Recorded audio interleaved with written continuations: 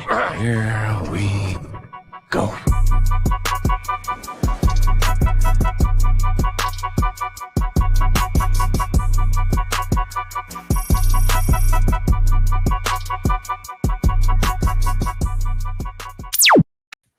Yo, what is up, everyone? Collector Joey here, back again with another episode of Cop or Drop.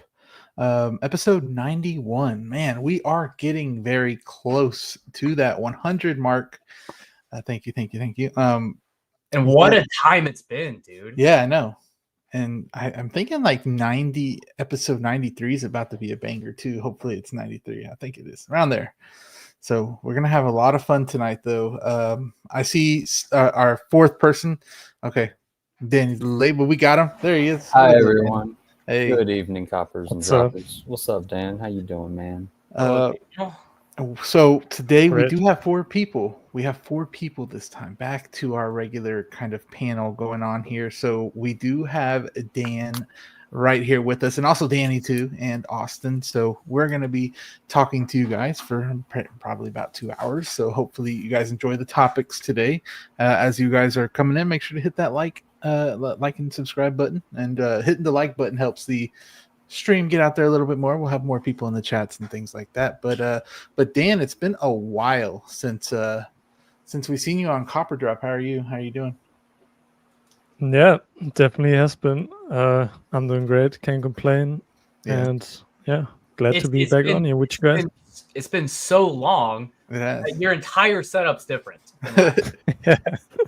You got the mod. I mean, yours too. You got the Maju cases, a lot of new figures. It looks good. It does. It's an impressive ass looking collection, dude. I agree. Especially he looks older now. He's more refined. He's gotten more character development. You know, he's been around the block on YouTube for a while. And you see that, Danny? That's a lot of Star Wars figures back there. Yeah, we won't talk about that. You know where his love's at. You know where his love's at, though. DC. I do see those movies. I didn't notice the movies above. I see that's Romulus right there. Yep, he's got Romulus. Looks like he's got some Terminator movie, and then I don't know what that one with the glare is. What is that one? The first Terminator, the first Predator, but you can't see that because of the light. Then Romulus and Batman and Robin. Oh, Batman and Robin. Oh, okay, it looked like 89. No.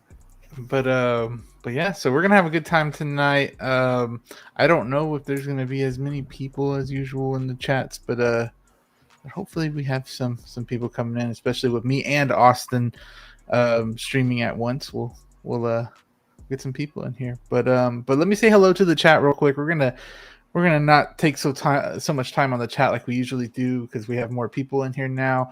So we'll have a little bit more time to talk. So because we have some awesome topics tonight, guys. Sure do. Yeah. So later on, we will be talking about our thoughts of Superman, like we said we would. And it will be spoilers, but I'll let you know way before we get there when we're going to talk about spoilers. So don't worry about it for right now. I just want everybody at home to know while you're watching that Joey thought I was a crazy man for suggesting spoiler talk a week after the release. But I was like, no, people have seen it. Yeah, I had to read it. I had to read how many people would go see it, and with Austin going to see it early, and then I think Collecting Nerd Zone also saw it early too, like earlier than they said they would. And to be fair, I didn't know if I actually liked the spoiler talk within a week either, but I am excited for it, and I'll explain why when we get there. Okay. We'll get there. Yeah, we will. But let me say hello to the chat real quick. I'll put this up on the screen while we are saying thank you to all the channel members as well. Awesome people right here. If you're not on here, up here, I haven't updated it in a little bit. So if you're on here and you're not a channel member, well, you got a freebie there. I need to update it. It's so hard to figure out all the channel member situation because YouTube doesn't tell you when someone leaves. YouTube doesn't tell you nothing. They just want you to figure it out. So I got to figure it out. It takes about maybe like 30 minutes to do, so I'll probably have to do that. But let's get to the chat real quick. So we do have Austin saying hello to the chat, warming up the chat a little bit. Sorry I'm blocking you, Danny, my bad. You're good, brother. How dare you? Actually, no, I will hold this against you forever. I know you will. Also, Austin, you keeping the PFP that I made you like 2 years ago at this point. Yeah, actually, I didn't know that, but it is still near and dear to my heart. also a little bit of lore for us, you know? Yeah, Those that's who know. But also, like, it's up to you. But I've advanced so much with like digital art that, I mean, I think not to. I mean, it is my artwork. I can say whatever I want about it. I think it looked kind of crappy now. I feel like you, being Austin the Nicholas, deserve a better PFP, sir. You know what? I actually the red and black one. I think it's like the banner of my YouTube channel. I should probably change to that one because that one is absolutely amazing. I love it. That, or I could do you another Invincible style. I really liked how that was Invincible. For everybody at home, I drew me and my lady as Invincible characters, and it came out solid as hell. So, also, can I plug that Superman artwork that I just did? Yeah. As you're reading chats. Yeah. For everybody who didn't see, I did this yesterday. Yes, sir. Look at that. Looks really good. Thank you. Superman, thanks you for not taking pictures. Right? I did on Instagram and Facebook. No, Superman thanks you for not taking pictures of Superman while you're driving. You need to make an actual post, not just your story. That's a banger. That's great. Thanks. Just hyped for the movie. Yeah, no, it was really good, man. Valkyrie Magnus is here. What is up? Good evening, Joey and Nicholas. How you doing, Magnus? Awesome channel member as well. Been on the show before. We'll get him on here again eventually. But thank you for being here. Always, Valkyrie. We got Figures and Phantom in here. What is up, Steve? Thank you for being here. Another channel member. Actually, the longest channel member on this show. So appreciate Steve for that. And always. What y'all don't know is Joey behind the scenes tells Steve every day that if he doesn't, continue his membership, that there will be consequences. So I say we give him hell. We give everybody hell in that chat. If they knew a little bit about these chats, man, they're wild. Dude, me and Steve every day are like that scene from Man of Steel when Zod and Kal-El are like charging towards each other. That's me and Steve every day in our chats. No, Conquest and Invincible. There you go. That's a good one. Yeah.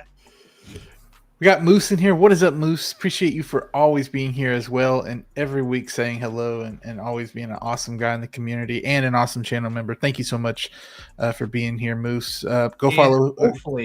Hopefully your comments do not get deleted this week. I know. Hopefully not.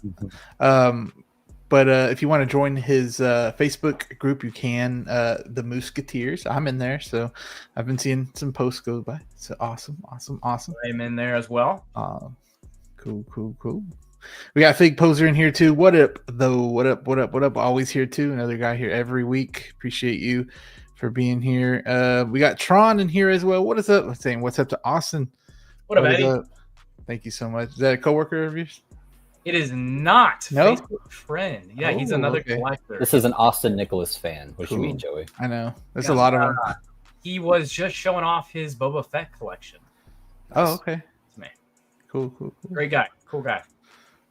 Brick is here as well. What is it, Brick Artemis? Thank you so much for being here. This guy is amazing. If there's one person that I rep their brand the most, it's probably Brick, because I love the shirts that he has. They're absolutely fire, man.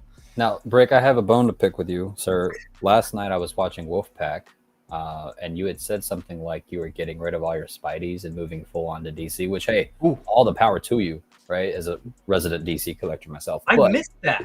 I did too. Are you serious, though, Brick? Because, I asked you in the chat, and nobody addressed it, and I was like... He's probably not. I don't think he would give up. He seemed pretty serious, though. That, or he's just an extremely good actor. It must have been opposite day or something. I don't know, man. I mean, April was way back in a few months ago. So that's April Fool's, not opposite day. Well, still, tomato. It is impossible for it to be opposite day, Joey, because the opposite of opposite day is a normal day. But I said opposite day that day, but we're talking about it right now, so I don't know. Anyways. You're like the quantum mechanics of it. Yeah. DK saying, what's up? What is up, DK? Appreciate you for being here all the time as well. Let's see. Oh, Brick, you did not have to. I got you though. Thank you, Brick, for the $9.99 bond. We haven't had a donation here in a while, so appreciate you. Now we can finally put this on. It's not about money. It's about sending a message. Yes, sir. There's been a lot of Joker stuff recently, and we're not done with it. We still might touch on it a little bit here and there. And there's going to be a lot of DC going on tonight. I'm glad it's a little switch up than what we're used to, just Star Wars and all that. So That's really cool. And Dan's here as well, and Danny. They both love DC, so yeah, man. That's always Dan of the DC collectors over here. Let's do it. Appreciate you, Brick, though. Again, Phil the Burn, our guy. What is up? Oh my, hello. What is up, my guy, Phil the Burn? Amazing dude. We'll probably have him again on the channel sometime soon. So thank you so much, Phil the Burn. Let's see who. Miami's Nemesis Chris. What is up, our guy? Thank you so much. Another longtime watcher of the show. Thank you so much for being here. Moose saying hello, community of collectors. I got Alien, Big Chap, and DX05. That Big Chap. Oh man, that one's really good. That one's nice. It's an old ass figure now. It's like 2000 and I don't want to say 11 release, but around that area. Like that's an oldie. OG. Let us know what you got it for if you feel I don't know. Could we get a Supergirl figure before the movie? Maybe now that they kind of know what she looks like, maybe. I forget what company it was, but I saw it earlier today on Facebook that they are already making figures based on the appearance from at least Superman. So yeah, they probably had to wait a little bit because that was kind of like a. But to be fair, we're getting that movie next summer. If they end up making other characters from this movie, I mean, we already all know we want a Mr. Terrific, Hawkgirl, Guy Gardner, Lex Luthor. So yeah. Prince is here as well. What is up? What's good, everyone? Copper Drop fam. Thank you so much, Prince, for being here. Awesome guy.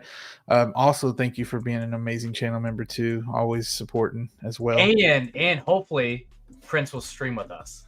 That would be cool. Soon. That would be cool. Prince, we're always down. Let us know. Because those who don't know, me and Joey got to hang out with him last time I was in Dallas. Yeah. Oh, I think he did. We talked about a. Remember what's that? Oh, Pop wasn't giving him his thing. I think they finally give it to you, Prince. Remember the figure he was? Oh yeah. Trying to get. I forgot to keep him updated with him. I forgot if he told me that they did. I forgot. But let us know, Prince, if they give you the figure.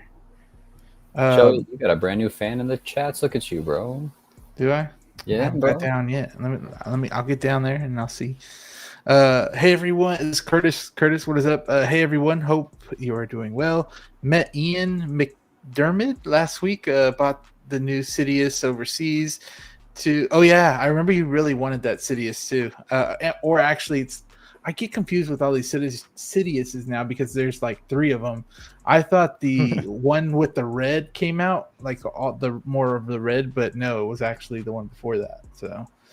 But it still came out quicker. We'll talk about it when we get there. But yeah, also got my $850 worth of custom dioramas. And damn, bro, that I ordered. Fire. You're gonna have to send those to me. Let's see. We got the movie canon. Our guy, we were just talking about you backstage, saying how awesome your show is. So thank you for being here, and thank you for being a channel member as well. Let's see. Jazzy's here as well. Hello, cuties. What is up, Jazzy? I've been nagging. I've been nagging Jazzy. I'm so sorry about how he did his awesome display of DC, the Dark Knight, because he has like the tumbler and the bat pod like in such a good pose where my bat pod is way up here, never to be seen. But I really want to put it in the display, so I'm trying to figure out a way I can do that with the bat pod, and he was showing me. So hopefully I can do that. I know Austin gets annoyed when I have it like that. When I don't have the tumbler shown. Because it's a cool piece. And one I still need to pick up at some point. Along with the 50 other things I keep saying. You mean the Bane that you need to put with your camo tumbler, sir? Yeah, I need a Bell Batman. I know, man. I'm behind. I mean, to be fair, I need a Bell Batman too, but I'm waiting the long game with that one. I'm hoping that we're going to get an N-Art Batman Begins, or at least a 3.0 from Hot Toys, because I don't feel like shoving out the $600, $700 to build the Ultimate Begin suit. I'm good. Rick is saying he was not serious about the Spider-Mans. I didn't think you were being serious, but the way you came off, it came off serious. He should be an actor. L Walker, our guy, what is up? I think I added L Walker on Facebook the other day, so appreciate you for her. Dude, L Walker has a crazy awesome collection. Is a bunch of big jazzy. Yeah. I don't know if I've seen it. I probably have. I need to take a look at it. I need to go through his stuff. Walker, appreciate for always being a channel member and always being here, Walker, and also talking in the chat all the time with you. Whenever I say hello in the chats, you're always there to say hi to me as well, and other people's streams. Valkyrie, you did not have to. You guys are so what? Thank you so much. You did not have to. Appreciate you for just being a channel member or even hitting the like button. But we'll play this one more time for you. Thank you. It's not about money. It's about sending a message. I see Danny mouthing the line backstage with Joker. It's not about money. It's about sending a message. Everything burns. You guys are so. It's funny. We had to. Did we have to? Damn autocorrect mess up. Oh crap! What were you trying to say? Let us know what you're trying to say. Oh, you did not have to put $4.99 again. Do not. You did not have to do that. You guys are so awesome. Autocorrect messed up my message. I will, if I can, I will give you back that $5 that messed you up, Valkyrie. It's not about money. We'll have Danny do it for you that time. Yeah. It's not about money. It's about sending a message. Yomo here as well. Cop or drop. Yes, sir. Always here with Yomo. Jose Plus, shout out to him. I tuned into his Más o Menos live the other day. Amazing dude. What up, Jose? Tell Park. It's Parks. Tell Park to send my Peacemaker helmet. It was a typo. It was a typo. Yeah, I know you want my Peacemaker helmets. Look, man. Sorry, we're going to go ahead and get the spoilers. I'm sorry, okay? I feel like a part of me should hold on to at least one of the helmets after watching Superman. Okay, we don't know what's about to happen in Peacemaker Season 2. My apologies. And you have a Peacemaker. Why do you need mine? We got a Socratic Mind 89. What is up? What is up? What is up? Thank you for being here. Big Chap needs a 2.0. I agree. I heard that one's pretty brittle. Yeah. Oh, here it is. Okay. Grayson, what is up, Grayson? What's up, Joey? New fan of your channel. I saw your modded Toby Spider-Man, and it puts Hot Toys to shame. I got Hobby versus modded Black Suit 2.0 today. Keep up the amazing thank you so much, Grayson. That's amazing. I'm glad that you liked the video, and I'm glad that you liked that Black Suit 2.0 as well. Man, I've been debating on myself to even get that one as well. But I'm just waiting a little bit longer to see if I can get that head sculpt from Toy Stay to get Hobbyverse to mod that on the Black Suit as well. But it's going to be a while. But Grayson, appreciate you. Let's see if I skipped anybody. My bad. Venom Collector's here as well. Always here. Thank you. If I skip you, I am so sorry. But we want to get into some figures. So we are and Eclectic Collector. Thank you for being here every week. If I skipped you, like I said, I'm so sorry. But let's get into our first topic today. Now, what we're starting to do more on this channel is doing kind of some quick hitters, things that, came out, but we don't need to spend all the time talking about them because, they're not well known or it's just something quick we could talk about. So here's the first thing we have is this bug right here, the Kamen Rider Black. Now, there's a green one as well. This is something that I'm not really into. Who's buying this? I have no idea. That's why it's Copper Drop. I got to see who's doing it or not. Look, no offense to anybody in the chat who's buying this, but I think I made a comment on it was either a Hot Toys official post or something in collector base, but I was like, haven't we seen this figure like a million times already? I understand that there's a green one, there's a red one. Don't they all have the same damn motorcycle? Like, what is this from? Does anybody watch this? It's from Kamen Riders, isn't it? Yeah. Yeah, but what is that? Like, so I think it's big in Japan. Yeah, to be fair, these are extremely popular in a lot of Asian countries. Okay. Yeah, so we're not necessarily the primary targeted audience for this. Yeah, when I look at it, they all kind of look the exact same to me. They're kind of cool though. Reminds me of Beetleborgs. I don't know if you guys ever saw that. I remember that. Yeah. They remind me of Power Rangers. Yeah, it's like in that same line. Yeah. It's giving like Blue Beetle meets Power Rangers for whatever reason. Yeah. I know this is a drop for all of us, but let us know in the comments. I don't know if Joey's already started the poll. copper. No, for these quick hitters, I'm not gonna put anything. Oh, okay. Let us know in the chat if y'all are gonna get this. If anybody watches the show, give us more context. So Danny's buying it. You buying it? 100%. Yeah. This is coming home. I'm gonna actually replace every single one of my figures with Kamen Riders. Yes. This started in the 70s.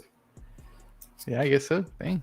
And they still are not that well known, I guess, for me. Wow. Yeah. Still going? Any thoughts about it, Dan? You got any? Me? No, I don't know this IP. But I guess if it's popular in Japan, those collectors are happy, so I'm happy for them. But I don't know this. Yeah, because it's like let's say what's popular here that's probably not popular in Japan. I don't know, like horror stuff, probably. Star Wars. Yeah. Star Wars. So I mean, and they make mainly Star Wars stuff, for us. So yeah. Trying to think what else. A lot of Pixar films are not popular over there. I say just think about films, right? There's a lot that don't do well internationally. I don't think Star Wars does well internationally. Marvel's pretty hit or miss, but that's pretty popular amongst the board everywhere. Oh, what up, Jedi Chris? How are you? Thank you for that ad on Facebook, Dar. I appreciate it. Power Rangers and Beetleborgs was inspired by this IP production company. Okay. No, okay. So yeah, and everybody that pick is wild. Yeah, the pick is wild, but we got AVO. What is up, AVO? Putting drop for this one as well. Yeah, AVO don't even know about this. Don't even know about Hot Toys barely, but yeah, he's even saying drop. So Shadow Moon is this one's what it's called, and then this one is I don't know. I guess just Kamen Rider. It's Kamen Rider Black. I think that's what it's called. Shadow Moon. But this one's Shadow Moon. Oh, I got them mixed up then. Oh man, they do look a lot alike. Aren't you supposed to be the AI guy? Not the inspiration. I mean, I don't really have a whole lot to talk about these. I think they're both 305 on Sideshow. Okay. Shipping Q1 of 2026. You got some LED. You got some LED lights, USB powered. Okay, that's good. How can they do this USB but not like Iron Man? I don't know. I wonder how that body is. I'm kind of thinking back to like the plastic Iron Man, of how kind of like disappointed I was with like holding it and trying to pose it. It just didn't feel great. Yeah. I wonder how this one is in hand. Jedi said, Chris said, still a drop though. Yeah. So he likes it, but it's still a drop. Or at least he's aware of it. Obviously more aware than we are. I mean, this bike is wild though too, man. I mean, it's literally a bug. Yeah, just and that's another thing with these is that I know it's not accurate to the IP, but if these were just normal bikes, I would offer maybe like something for people who don't know anything about this IP. That way they can put this with their Drifter Batman or put it with their James Bond figure, or et cetera, et cetera. Looks like like Grayson saying, looks like a mix of RoboCop, Ant-Man, and Power Rangers drop. Yeah. Bro, you got everything on here. Yeah. What is up, Pickle? How are you doing? Have you talked about Two-Face yet? No, we are about to get to that, though. We just yes. Okay, last thing. Speaking of bikes, you know what I cannot wait for? And I'm not even like really a massive fan. Tron. I like the first Tron movie, but there's not a whole lot of attachment, right? I think I saw it like twice. It's still been a long time since I've seen it.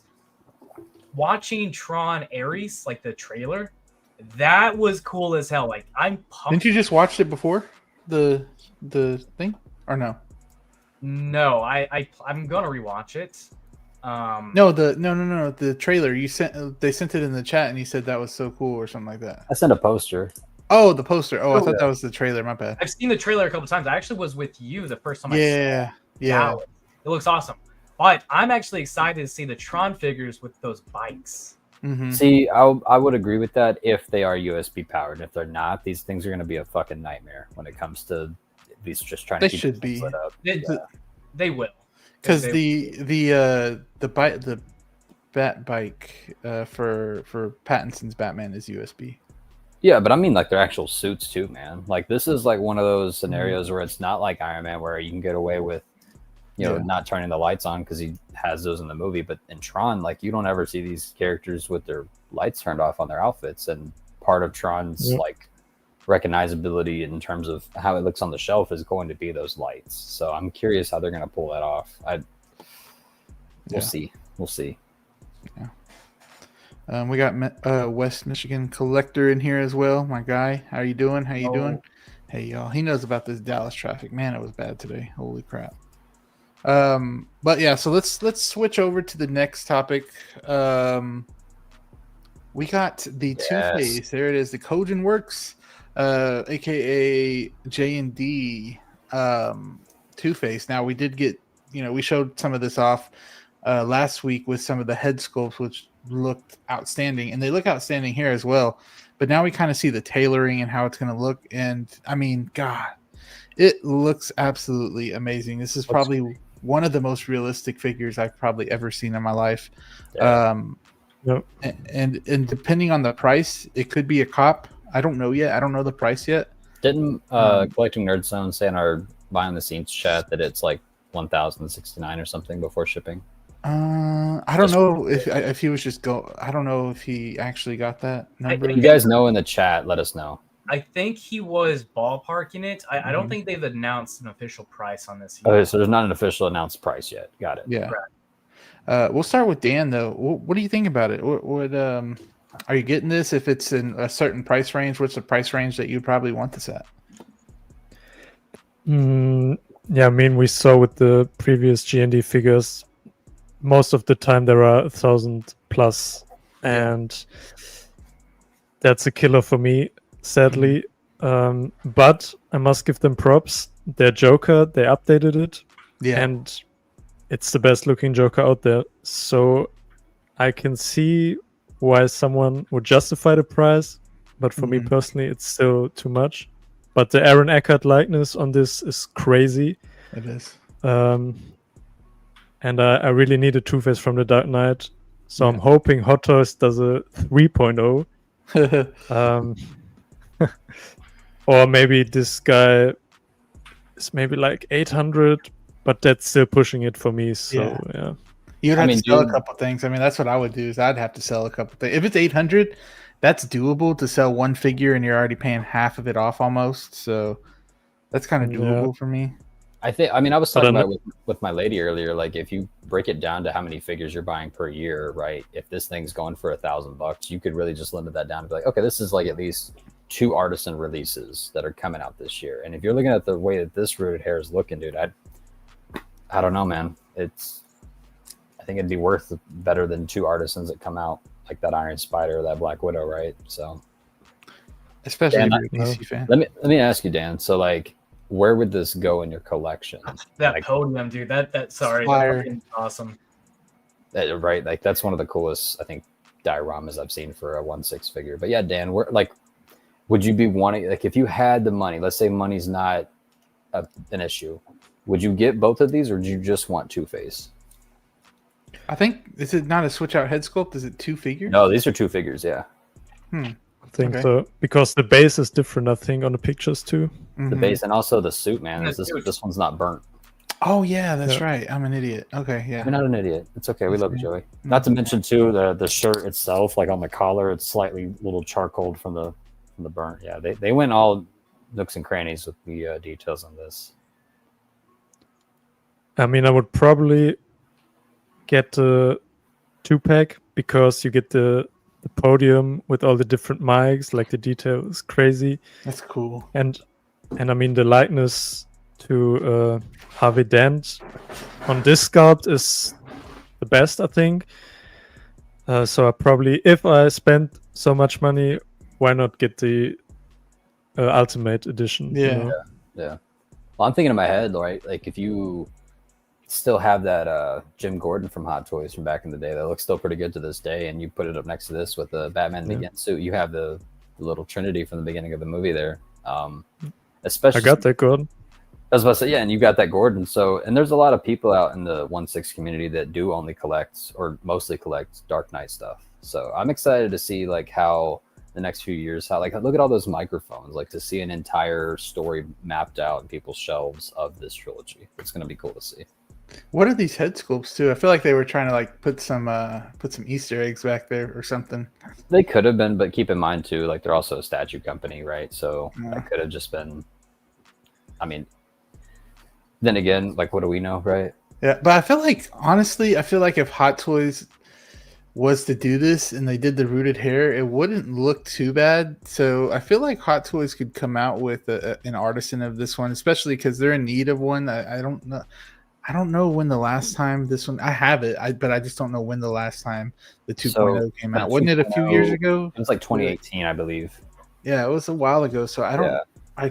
I feel like they could do an artisan, but I feel like they would have done it by now. I don't know, but maybe. Never say never. They just it was an artisan, but they did just reveal their Scarecrow 2.0 from. They're redoing the villains. As I said, they're redoing all the Batman Dark Knight figures anyway, so you might as well probably take in consideration. But go back to that last photo, Joey. Gotcha. Look at that.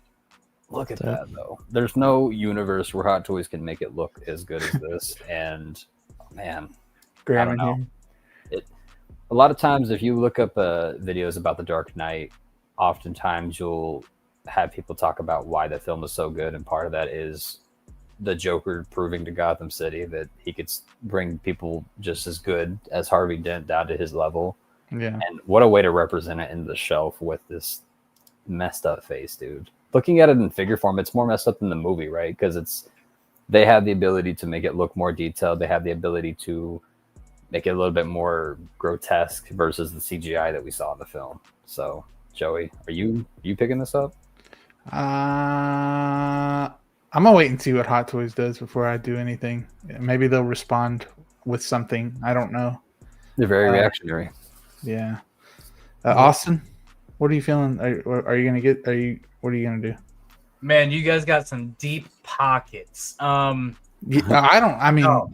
I'm gonna wait because I don't think I could spend that much. This is a drop. This is a drop for me. Nothing against the quality of it. Looks cool. Honestly, though, I do not need perfection with one of my action figures. You know, I don't need $1,000 figure. Honestly, you know, that $300 range where I get something that looks pretty damn good. I can just throw it in my shelf, and when I look at it, it has that representation of that movie, or it looks pretty freaking similar to that character. That's good enough for me. Yeah, so if Hot Toys does another one, I would be in on that. This, no, not at all. Now, one of the really cool things is this is silicone. The skin is silicone. Yep. That's pretty neat. I would like to actually see one of those in hand and actually like pose it and see what that feels like versus a normal figure. I'm just curious to know the mechanics behind that. As of now, I believe people would have two options on how to order this.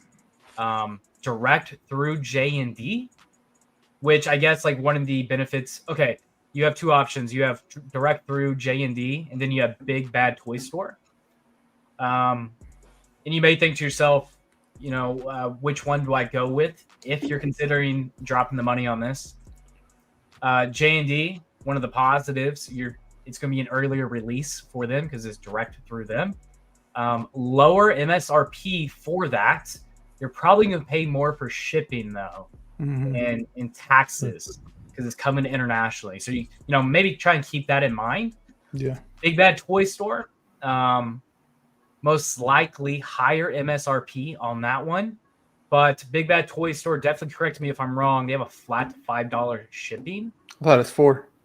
Oh, is it $4? Okay, $4. So you may save on that. So definitely weigh out those two options. I mean, like with Big Bad Toy Store, y'all saw that diorama I got. I mean, that diorama. I'm jealous as hell. That diorama, I think, is going for a bit now. I'm not sure, but it was it was only $90 for that diorama, free for $4 shipping. Yeah, that was them adding tax, so $103. Oh. That was them adding the tariff fee too on it. So yeah. But no, this looks cool. I'm excited to actually see because this is just a prototype, right? I'll be excited to see what this actually ends up being like. Yeah. We saw a pretty good discrepancy between the proto and final for the Joker, which is extremely positive. So I'll be curious to see what happens with this one. They hear some feedback. Hopefully people are critical and they don't just say it's perfect. But hopefully you can find something to critique. And if not, this is a damn good prototype. I won't be able to find the inaccuracies on this. It looks eerie, though. It looks pretty damn eerie. Transformers Talk Raw is saying that to him it looks more like Thomas Jane than it does Aaron Eckhart. What do you think? Do you see that also? Oh my god. Yeah, okay. I don't know. Graham said he looks like an alien or a vampire Harvey Dent. It's funny. I actually kind of see Thomas Jane. I was supposed to, I do too, but I still think it looks like Aaron Eckhart. I wouldn't have assumed this was a Thomas Jane. Like, looking at this, I would have assumed it's the actor who played Two-Face, but I see Thomas Jane. That's funny. I'm pulling up an image right now of Aaron Eckhart. So, hey, Jedi states, does anyone worry about the silicone over time? I don't think there's enough quote-unquote evidence with these figures about like the deterioration of that. But in general, silicone does deteriorate over time. So that definitely could be an issue. I think it's gonna be one of those talking points of how long, or what does that time frame look like? We have a lot of anecdotal accounts of pleather over a period of time, and we definitely know the conditions of where you live definitely affects it, right? So I'll be curious to see how silicone holds up, and hopefully we actually know people in our circles. Yeah. We know one guy. We know Mike. So yeah, this is 100% true, though. Let me see. Hold on, Denny. Yeah, I got the image pulled up right here. Is that probably the reference photo? Kind of what they went? No, I mean it's just like a standard still from the movie of what he looked like. I think they did a good job. They did, but I feel like his face on this one's a little bit longer. I have a question about the eyes, because it could just be the lighting. Not getting enough light in those eyes. Eyes look extremely dark. Yeah, they look low. No. Yeah, it's like he's squinting. So I'm fine. He has blue eyes in real life. I'm fine with the expression, but I cannot see the color of the eye, which isn't necessarily a bad thing. Yeah. Because standing a few feet from a normal person, you can't always tell what color their eye or their eye is. But I'm curious if it's the lighting or if it's actually the, I don't know, paint app, would you say? Yeah. Oh. Yeah. I mean, I don't know. Maybe it could be the lighting, because in these photos to me, dude, I can see it. I know. You charge your my phone. But what Jedi's Night's Watch made a lot of sense by saying this is where was that thing? If I'm not splurging on the Joker, I'm definitely not getting this. And that's true. I mean, what I told our group is that this is kind of a side character, but it's not. He's a main part of the movie, but he also is kind of like a side character. So if I'm not buying that Joker, then why would I spend the same amount of money on this? On that note, though, because keep in mind, how many Two-Faces have we had that look good? One and hey, this one's pretty good. The Hot Toys one, I just need it rooted. It would look cool. But the Hot Toys one, it's a little dated now, considering the technologies that they have now. If they were to make a Two-Face today, I feel like it would be very similar, very on point to this, right? Yeah. Look at that Hot Toys figure now; it doesn't really look as good as some of their new 2.0 villains that they've been doing. But on that note, you're talking about how, but does it look good enough? Yeah, I mean, this is not a side character to me. To me, Harvey Dent was the whole point of the Dark Knight movie, right? It was literally Joker's plot, right? If you get Two-Face, it's representation of what the whole point of the movie was for Joker, was to prove to Gotham that everyone's just like him on the inside. So, depending if the Dark Knight is your favorite Batman movie, I think it's justified to shove out the price tag for this, because I mean, yeah. But also, Graham in the chats is like, no justice. Sorry, y'all. Sophia's barking. Sophia's giving her thoughts on Two-Face. But I mean, this is true too. You could also get $1,000 worth of tumbler. That is if you want a tumbler. No, man, you can snag a tumbler for a lot. No, I think he's talking about the. I think Chassis. How much was? I pre-ordered that one. Oh, you did? Ooh, Yep. that one's gonna be cool. They Which gotta one? keep in The mind, camo though- or the regular? The Begins version. Hell Oh, yeah. okay. Keep in mind, Tumblr. Not everybody has the. I don't have the room for a Tumblr in a showcase like this. You know what I mean? But it's like I do have. You room put it on for- top. Bro, no, You'd have a little overhang. A little bit. I Okay. mean, no. That you thing call was- it the bat at that point. Yeah, essentially.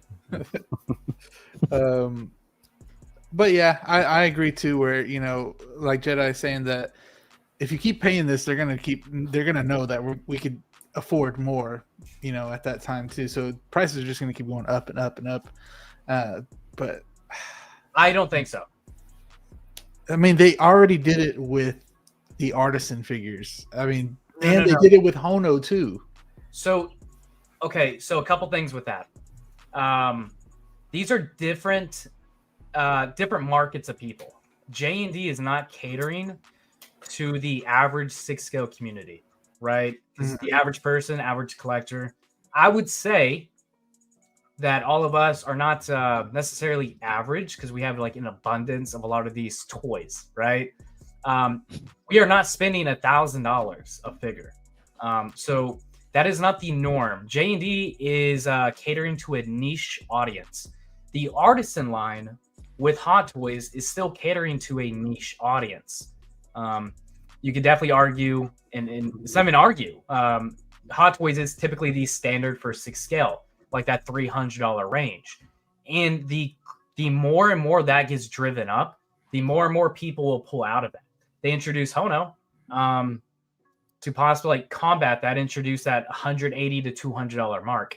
I don't think this is one of those things if people buy J&D, all these prices are going to keep going up, and then every figure is going to be $500 to $1,000. It's not going to happen. We're going to have another company that comes in and then reintroduces figures at that $300 mark, because then all the other companies kind of strayed away from that. That's kind of one of the beauties of capitalism, Yeah, I mean, I feel like everybody's split on this. Like, it could go either way for some, for some people. Yeah, I mean, definitely consumer spending can for sure attribute and encourage bad habits for companies. Mm-hmm. Absolutely, yeah, that's true. It could. I don't know. So I don't know. You also got to keep in mind too, right? We're forgetting this is a silicone seamless body, right? Like this is about as close as to a non-looking action figure that it gets. Silicone's cool. Hey, so it's not a metal skeleton, right? Like that was that debunked? Is that what I saw? Oh, that skeleton that Joker had, it was like a full skeleton, then it got smaller and smaller and smaller. Like one of the promos was like, yeah, it is a metal skeleton surrounded by silicone. If I remember correctly, that's how it was promoted, and then somebody posted like a picture. I think it was the skull, wasn't it? It wasn't the actual metal body. Yeah. I don't quite know how all that panned out, but like it's kind of confirmed they're not metal skeletons. Also, it's storming outside, so in case like I get kicked off, just know. I hope you do your weekly little glitch. That'd be so fun. That hasn't happened, baby. We've upgraded. We've grown. What's up, Stacy? How are you doing? Thank you for being here. Good evening, guys. Just tuned in. Thank you so much. Thank you so much for tuning in. Let's see. Who I miss? Aiden's here. What is up, Aiden? Appreciate you. What's up, brother? Appreciate you. Aiden. The Jazz Inc. was a little bit over 1,000, but still, you're kind of close to it for this figure. I feel like this figure with the podium is going to be more than this at that point. $13.99 at that point.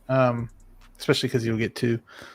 But also check out Jedi's Night's Watch new video. He made kind of like a diorama for his 89 Batman, yeah. For his 89 Batman. It was really cool. Into that. Yeah. It's awesome. Check his channel out. He posts very consistently. One more thing, since we talked about the Tumblr. 1,300 for Jazz Inc. I'm definitely not stating this to like deter people from that, but you can snag the Hot Toys Tumblr pretty cheap in the VST groups, like $300 to $400 cheap for like the black Tumblr from Hot Toys. So keep that in mind. 100%. That guy Mark, what is up? Just wait till J&D starts dropping 1/6 versions of Berserk. prices going up with that. That's the video game, like with the sword guy, right? That's all I know. I think so. I don't know much about it. What is up, Jordan? Jordan Skinner, how are you? Love that picture. Prices will keep going up. It's inevitable. Also, it depends on how you collect. Do you collect via quantity or quality for limited, smaller collection? Yeah, that is true too. Which is the direction I'm going in personally, which is like less, but just 10 out of 10. Get the best. Get the best set of. Only like even if it's a character that I like. I was talking to Austin about this before the show. We saw me and my lady an Invincible custom on a BST group, and I immediately texted him. I was like, "Yo, dude, where do I find this?" Because like, if I'm not happy with how a character looks, even if it's a top 10 character, I'm not going to cop the figure. Like, I have to actually love the figure now in terms of wanting to actually buy it, because you can't put 10 out of 10s next to like, yeah, it was a solid 7 out of 10 figure, you know, because it throws my eye vision off as an artist. I don't know. So while the prices for this is getting crazy and it is kind of steep for just one figure, at the end of the day, you're already going to be spending that much if you're already getting like 2 or 3 7 out of 10s or 6 out of 10 figures as it is. So it really just comes down to quantity versus quality. Yeah, it kind of just depends on where you want to weigh it at. I'm like a good in between. Because I don't mind having third-party figures next to my regular figures. It really doesn't matter to me. Like, I have the Sideshow Pennywise next to the Hot Toys Pennywise, and they both look great. This is just hobby money, so I do need that to last. I can't just drop the $1,000 on the Two-Face because it could take away from other things that I like buying. So I do got to keep that in mind. But I also like buying these. I also have I don't have everything segmented into like one niche. I collect so many different IPs and different movie representations. So I don't know. Definitely a good mix of quality and quantity because I like this shit. It's fun. It makes me happy. Hell yeah. Transformer saying, good show, fellas. Not a 1/6 guy yet, but been curious for years. This popped up on my feed, and I thought I'd come and annoy y'all with my lack of knowledge of these. No, man, thank you for even being here. I'm glad it showed up in your feed, too. If you tune in every week, we're here every week talking about them. And I don't want to say that we're going to try to enable you to get a figure or not, because then it's kind of a rabbit hole after that. But if you ever have that excess income and you want one of these, I recommend just getting your favorite figure and a figure that's already out, so you don't have to wait 2 years. Like, say I like Iron Man, I would start off with Iron Man like I did. Well, and just go from there. He's Transformers talk. I'd recommend for your first figure, go ahead and check out the 3-0 Transformers figures. I think that would be a great introduction into the 1/6 line, because it's still very reminiscent of probably what you're already used to collecting, and it's not diving head first. He likes Transformers, though. Yeah, so it's not diving head first and getting an Iron Man. How do you know he likes Transformers? Wild guess. I don't know. God dang it, Danny. That's a trick question. What if he's like, I hate Power Rangers, but this guy told me to get it, so. You're like, I listen to Joey on YouTube. He says I have to get it. No, I'm just saying that I recommend you get a figure that's like available now, so you don't gotta be like, damn, this thing's taking too long. Because I've recommended figures to my friends before too, and they almost canceled because it took so long, and they're not used to that wait time, So yeah, my girlfriend was wanting the in-art Superman right after the movie, and I was like, you gotta wait till like the latter half of next year. Hey, Transformers talk raw. If you have a shop local to you, definitely swing on in one day if you're curious, just take a look at the quality. I'm sure those guys there may have some 6-scale figures.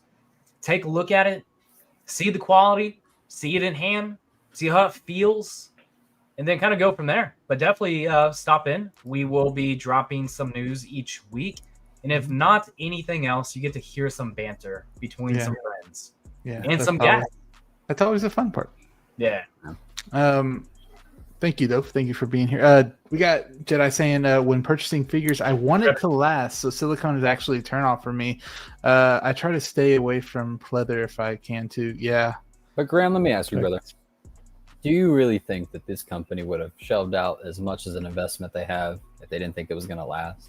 I mean, granted, we don't know, right? Because it's not been around long enough. Yeah. But a part of me wants to believe that they had some sort of like plan in place. And wait. Not to cut you off. I'm about to. How dare you? One moment. So the counter argument to that would be pleather. Okay. Yeah. Pleather, no matter what, is gonna probably depends on where you live, but look, I was supposed to say where you live, the humidity, like in Tennessee, dude. This is not a state you want to have a figure with pleather on it. It's no. But in Texas, though, I feel like pleather would mess up too. But I mean, I've had pleather figures for a while. The only one that ever messed up on me was Bane, the 1.0. That one messed up on me now. The new one, I don't think is gonna have that issue because it's like a different material on the jacket. It feels like it, yeah. S-Beam. Mine too, Joey. Oh, really? Yeah, mine was bad. I gave it to a friend. It was so bad. Did you get that 2.0 Bane, Dan? No, I have the 1.0. Why didn't you get it? I mean, I have the 1.0 and I put the brown sweater on him so you don't see the joints. Yeah. So he looks pretty good. Yeah. I think the head sculpt is not bad too on the 1.0. It's not. No. S-Beam, how are you? Appreciate it for being here, saying what's up. Rouse16 Studio, hey, what's up, everyone? Just joined the stream. Love this two-phase. Damn, those prices are hectic. They are. Check out Rouse16. Why did I say Ralph? Raphael's 16 Studio on Instagram. Thank you, Raphael, for always being here as well. Let's see, anybody new join up in here? We got Nick's Collectibles. How are you doing? What's up, Nick? Danny agreeing with Danny. Yes. Thank you. Literally spent $170 on 2 nice figures. I can't see spending that much, but I'm poor. Hey, I feel you. We have Jogron. What is up, Jogron? How you doing? This looks pretty good. It does look good. I agree. Believe that's Lane. What's up, Lane? Yeah, I've known to mess around with Transformers a little with the 3.0 stuff. Looks great. It does.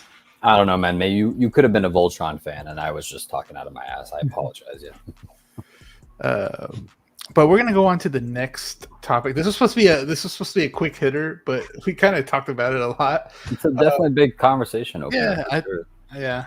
So we're gonna go swing over to this now. We got some new pictures of the in-art Superman, and I will say these look like a whole damn new figure. Like they went and spray painted this shit a different fucking color. They turned up saturation. I mean, God, it looks so much different. I imagine the team over at InArt just got out of the theater and just started rushing over to the studio, like, repaint it right now, repaint it. Because, I mean, I don't know. This looks really good. The head sculpt still is a little iffy for me. Really? But overall, I mean, this looks great. But the head right here where the neck meets the head needs to absolutely be fixed. This is a prototype, so... They did announce that they're doing updates to this figure. Yeah.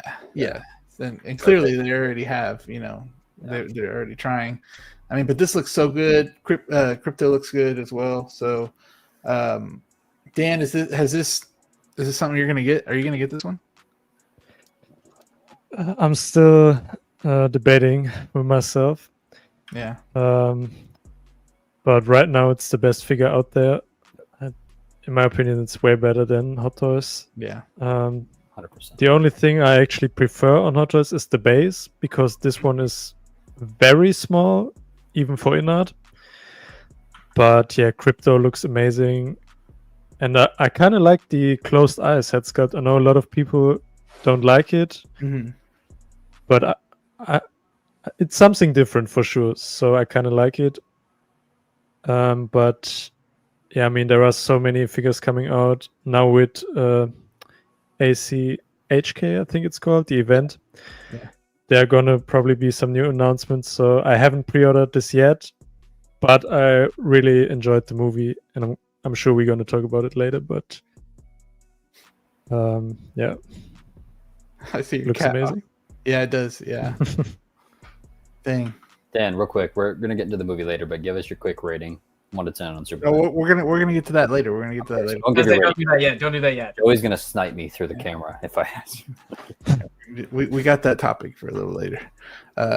S Beam pre-ordered both. I see S Beam. Austin, is this something that's changed your mind, or were you just always on InArt for this one? Or after last time you didn't see the movie yet, so now you probably have a different opinion. Good question. I'm gonna try and be vague. Mm-hmm. So I don't want to give my thoughts of the movie yet. I will say last week we talked through this, and I think so. Last week I was actually leaning towards the Hot Toys. I thought the Hot Toys looked good. I am not a perfectionist in life and or collecting. As stated, I don't need the most perfect figure at the highest price to satisfy that itch. Yeah. But I think talking it out last week with you, Joey, I kind of came to the conclusion that InArt would be the better purchase. I think so. Because InArt comes in at, was it 380, something like that. 368 on Kid. Was it $60 deposit, 308 after the fact? So you get 2 sculpts with that. Yeah. I like the Hot Toys base quite a bit, and before I like the color of the Hot Toys figure quite a bit, because InArt felt a bit muted from the pictures from last week. These feel more saturated, is brighter, fits the tone of the movie and that style of that Superman, which is nice seeing that accuracy, especially with InArt. The closed eye sculpt doesn't do a whole lot for me. I prefer the other one, I think, as of right now. Yeah, there's something still off with the head sculpt. I don't think that's perfect. At all. It's not a 10. Yeah, the next seam isn't that appealing. Body looks good. Biceps are massive, especially in that pose where his hands are on his hips. Biceps look pretty exaggerated, I think, compared to what we got. He's jacked. He's absolutely jacked. I'm not saying otherwise. It just they seem rather large compared to everything else. Yeah. Which is fine. I'm not that nitpicky, and I'm just trying to critique as of now. I would say I'm in the InArt camp. Okay. I still really like the Hot Toys. I don't think, to be fair, I don't think Hot Toys is shit, and I don't think InArt is absolutely blowing them out of the water to the point it's unreasonable not to buy it.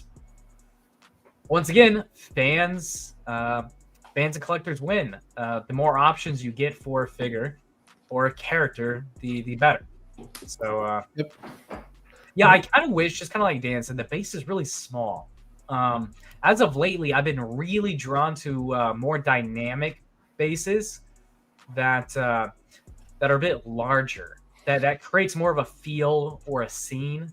Kind of like the new Joker, I mean, that's the perfect example. Yeah. Me and Danny were talking about that probably being the most dynamic, most fun base that Hot Toys has offered. At least that I can think of. Yeah, those are fun. I really like that. That's kind of where I'm at in collecting right now. That's super appealing. This is cool, dude. Maybe a hodgepodge, both of them. Get that Hot Toys base. That could be cool. Yeah, probably make something pretty easy yourself. Not to cut you off, brother, but like me and my lady were talking about, you could just get crystals, actual crystals that are the same color as the Fortress of Solitude, and just put it in the display with it, and then you could literally recreate that environment, and it'll give it that blue hue to it inside. I think that'd be cooler than doing. You can have this InArt base, but surrounded by legit actual crystals around it. That way, it gives it an authentic look to it. Yeah, absolutely. You can make your own, or get Raphael to print you off some crystals. I think Raphael would do it really. I think he'd probably make. We might talk Raphael. Yeah. Collection Obsession. Hello. He said he pre-ordered the InArt one. Okay, that was a quick ramble of hopefully not giving any clues of my thoughts of the movie. Watched the movie and instantly pre-ordered the InArt. Okay. Joey, I think we talked about last week, just for, I guess, clarification on the prices. I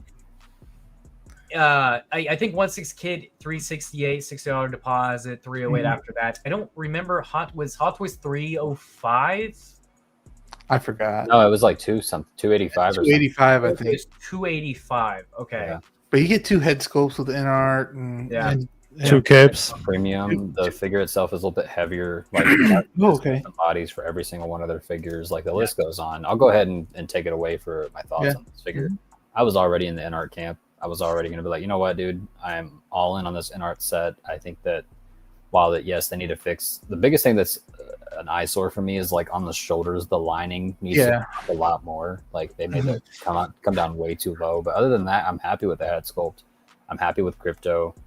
I would like, instead of the closed eye head sculpt, I thought it'd be cool, especially to fit the vibe of this movie, give him the smiling expression that he was doing at the end of the movie, right? Like, I'd rather do have that. I was about to say this Superman smiled more than I think Christopher Reeve smiled. Like this man was smiling the whole damn movie, even when he's getting his ass beat. So I would have preferred a smiling expression because, you know, out of all the Supermans, to have his arms crossed or his hands on his hips or whatever, I feel like it would be either this Superman or Christopher Reeve. So the eyes closed head sculpt, I feel like that would have been better on like a Cavill figure than Corn Sweat. But yeah, this is easily going to be a cop for me. Pre-ordering this in the coming weeks. I wonder if they're probably going to extend that pre-order date now, considering they're doing updates on it. But yeah, dude, I'm excited for all of us to get this in. I feel like next summer, when this probably gets dropped around the time Supergirl gets released, this will be a fun time next summer. So, well, I agree. Christian Crosshair Cooper's in here. What is up? What is up? What is up? Saying what's up, guys? Thank you for being here. Awesome channel member and mod. But yeah, so that's kind of our thoughts of this in art. Superman. Love the update on it. They make that Mr. Terrific, man. Give us the whole Justice Gang. Give us Lex Luthor. Give us Metamorpho, please. Yeah. No. Oh no! I just ruined your whole mood, or what? What the fuck, man? Also, obviously, you know Danny's thoughts of the movie. Yeah. I'm gonna start a poll for this one. I probably should have done it for the last two, but this one might be faster than all the other ones. But we got some Star Wars to throw in here real quick. We do have this Palpatine that came out. This was from Revenge of the Sith. So this one for me is a drop. I am not copying this one. I believe this one came out pretty fast. I think about a year, right? Is it a year? I think it was a year. Oh, okay. I always get confused with the other one. The Granted, they've released how many fucking Palpatines in the last year alone, bro? So it's kind of hard to keep up with all of them. Yeah. So this was a drop for me. I'm pretty sure a lot of people are gonna have this with Anakin though, like this right here. It looks really good, but I feel like the other one's gonna look a lot better with the Anakin, especially Yoda. Or Yoda, yeah, Yoda too. But no, I'm not copying this one. But Dan, I see all those Star Wars figures behind you. What is this one? Is this one a cop or a drop for you? It's also a drop for me. I mean, right now we have the Clone Wars Palpatine. We have this one. Then with the one with the red robes from Episode 3. Yeah. So 3 options. And I thought about it. I would probably get the Clone Wars Palpatine now if I had to pick one. But I must say I like the Sith eyes on this one. They look really good. And then that creepy smile. Yeah. And I'm a big Darth Sidious fan. I also got a picture with Ian McDermott. I think maybe I can show it once. Show it. Let me see. I'll full screen you. Let's see. I think I've seen this one. Yeah. Oh my god. How was he? Was he nice? Yeah, it was more of a take a photo and get away. That's how it usually is. No. Some people will go all out. I guess probably you have to be dressed up or something. Maybe they'll stay with you a little bit longer. What it is, so a lot of times these celebrities will have like some security with them, and they like either do like a tap on their arm or they're like letting them know like when it's time to move on. So it's not even up to the actor. I met Dwight Schrute, and that was pretty cool. I mean, you could tell that he wanted to talk, but I mean, there were so many people that you got to keep going. Especially with how long it depends on how long the line is. Yeah, and I understand because they got to get everybody going. Yeah. Yeah, the line was pretty long, and they said don't touch him. So I don't know if you saw it on the picture, but I'm kind of doing like that pose with my arms. I wanted to recreate that Darth Maul pose in episode 1. Okay, but you're more for the Clone Wars one. Okay. Yeah. Austin, and is this a cut for you? I know you would rather have the Clone Wars one too, right? Yeah. So this one looks cool. It's great. We have quite a bit of options with Palpatine. Ideally, I would like a Palpatine in a throne, or Sidious in a throne. I mean, that's probably the most appealing variation of the character I'd like. This one is fine. I like the scene where this is from. You know, fighting Yoda in Revenge of the Sith. That's really cool. We have other options that are more appealing to me. Like, you could grab the Clone Wars Palps, old Sheev, for pretty cheap now, below retail because of this one. And just because of that, I mean, that's pretty appealing. I know Lenny, one of the admins for the 1-6 Republic group, he's selling his. He had his up for like $190.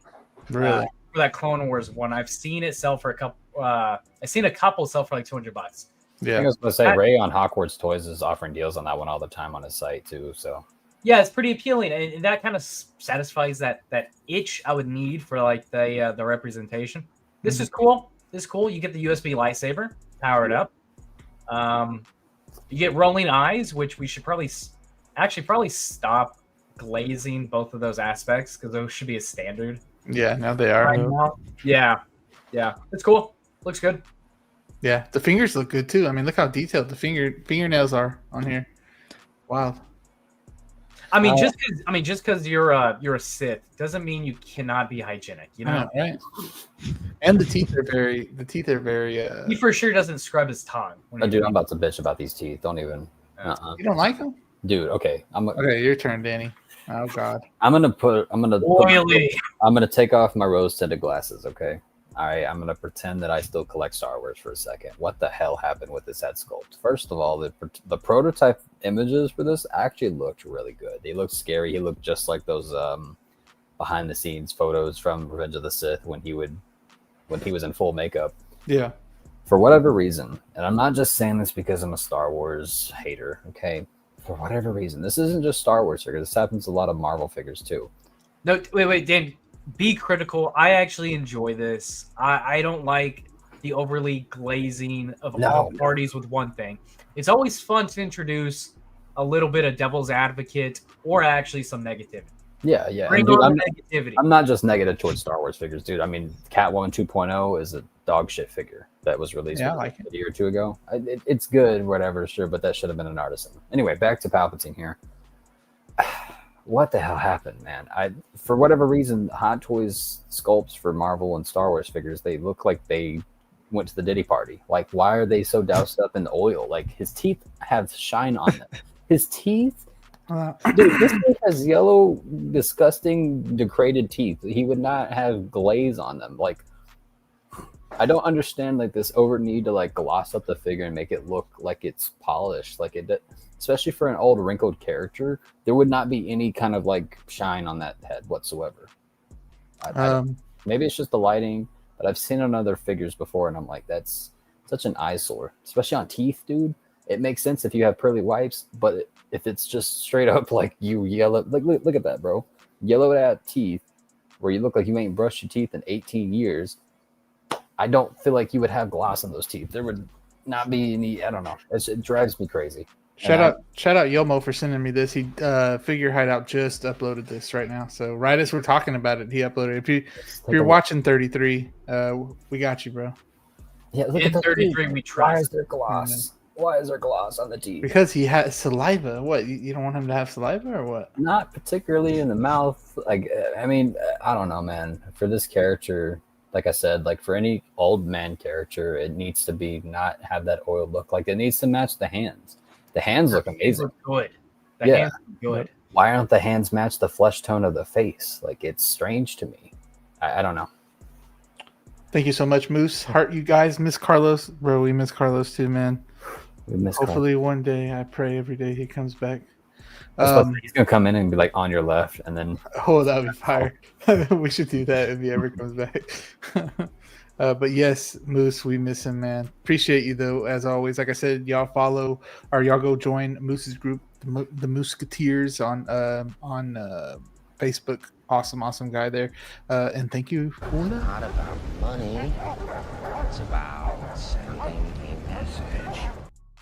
everything burns. Everything burns. But yeah, thank you, Moose. I probably missed a few people right now. With people joining in here saying Big Rib. What is up, Big Rib? Appreciate you for being here. I can't go through everybody's thing, but y'all are just talking amongst each other. Yeah, this one was the one for me. Final Duel with Yoda. Yeah, Palps is my favorite outfit. Yes, sir. Yes, sir. DK, I got the Clone Wars Palps. Passed on this one. Got the Episode 3 version. I think that is the best look. Yeah. I will say it looks like the hood on this one can really, how he was just showing it, people usually have a hard time with the hoods. I think this one might be a little bit better, maybe because it's so. Those ankles on those boots over time are going to be a pain in the ass, dude. The material that they use for some of these Star Wars characters with their boots, it just it comes off like it's really cheap leather. I don't know if that's just me. Well, Danny, one of the good things about this one, you're not going to see the damn boots with that rope, Also, that base is cool. I like the base. I'm preferring that they're doing these bases over the sand square ones like they did for years. Yeah. Yeah, get that trash out of here. I don't want to see that again. That makes me sick looking at my display. Yeah. Those are look at the hood. Look how he's able to like freaking mold it. Yeah. It'll show how easy it looks. I mean, he can make it look easy. I mean, yeah, they did a good job, but it's not hard to add a fucking wire into a hood, No, even with wires, it sucks. I'm telling you, Anakin sucked. I mean, look at that. He just does that. Boom. How thick the wire is too. A lot of times, Hot Toys is infamous for putting thin ass wires and not even through the whole thing to make it actually flush. But recently, they've been doing thicker wires. Like this was Superman. They would love it. Yo, hey, man, this is a menacing figure. It is. I agree. Sure. It looks like somebody's granny who got lost in a Dollar General. Or possessed. Exactly, dude. Like, this is A24 granny Legion or what? Yeah. I'm going to end the poll now. We got 23 votes for this one on the cop or drop. So we got drop at 60% and cop at 39%. So, yeah, I think people are skipping over this one and going to the other Revenge of the Sith one. Yeah, the one where he's post barbecue Anakin. Yeah. What were you gonna say, Austin? That's actually better than I thought it was gonna be. Really? Yeah, only because there's so many variations of it, and there's another one coming. And it won't be the last. And it will not be a last because for sure we're gonna get another Sheev on a throne. That'll happen. No. Yeah. Yeah, I have the 1.0 Palpatine, and the hood on that one is really bad. Yeah, can't get it to sit right on the head. I mean, it looks like he got it fitting pretty good on this one, so hopefully it's easier for this one and the next one coming out. We got Tijuana Mike here as well, another amazing channel member. Thank you for being here. Yomo, appreciate you for sending this over. Yomo showed me this, and I put it right up when he showed it. But we'll go to the let me remove this. We'll go to the next topic for this, and let's see, what is the next one gonna be? Ooh, I think this is where we talk about some soups. So we got some Superman thoughts and ratings. Okay, now if you haven't seen Superman, this is going to be some spoiler warnings. This is your last warning. We're going to talk our thoughts on Superman after we've watched it and just give our rating maybe. And we're going to be talking about spoilers. So if you are watching on the replay, you could probably skip through this and then wait till this picture is gone. And then you could go on to the next topic we'll be on, which would be this or that.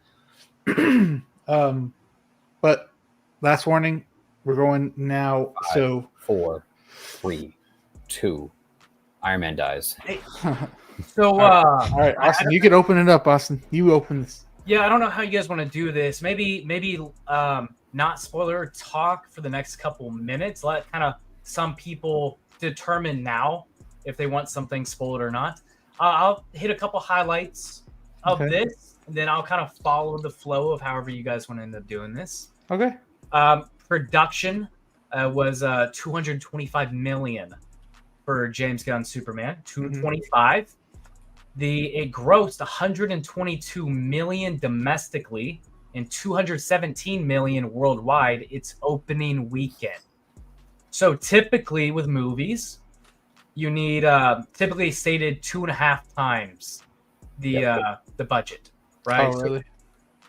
So we're looking at about 500 million for a break even, and it seems like we're gonna be on pace for that.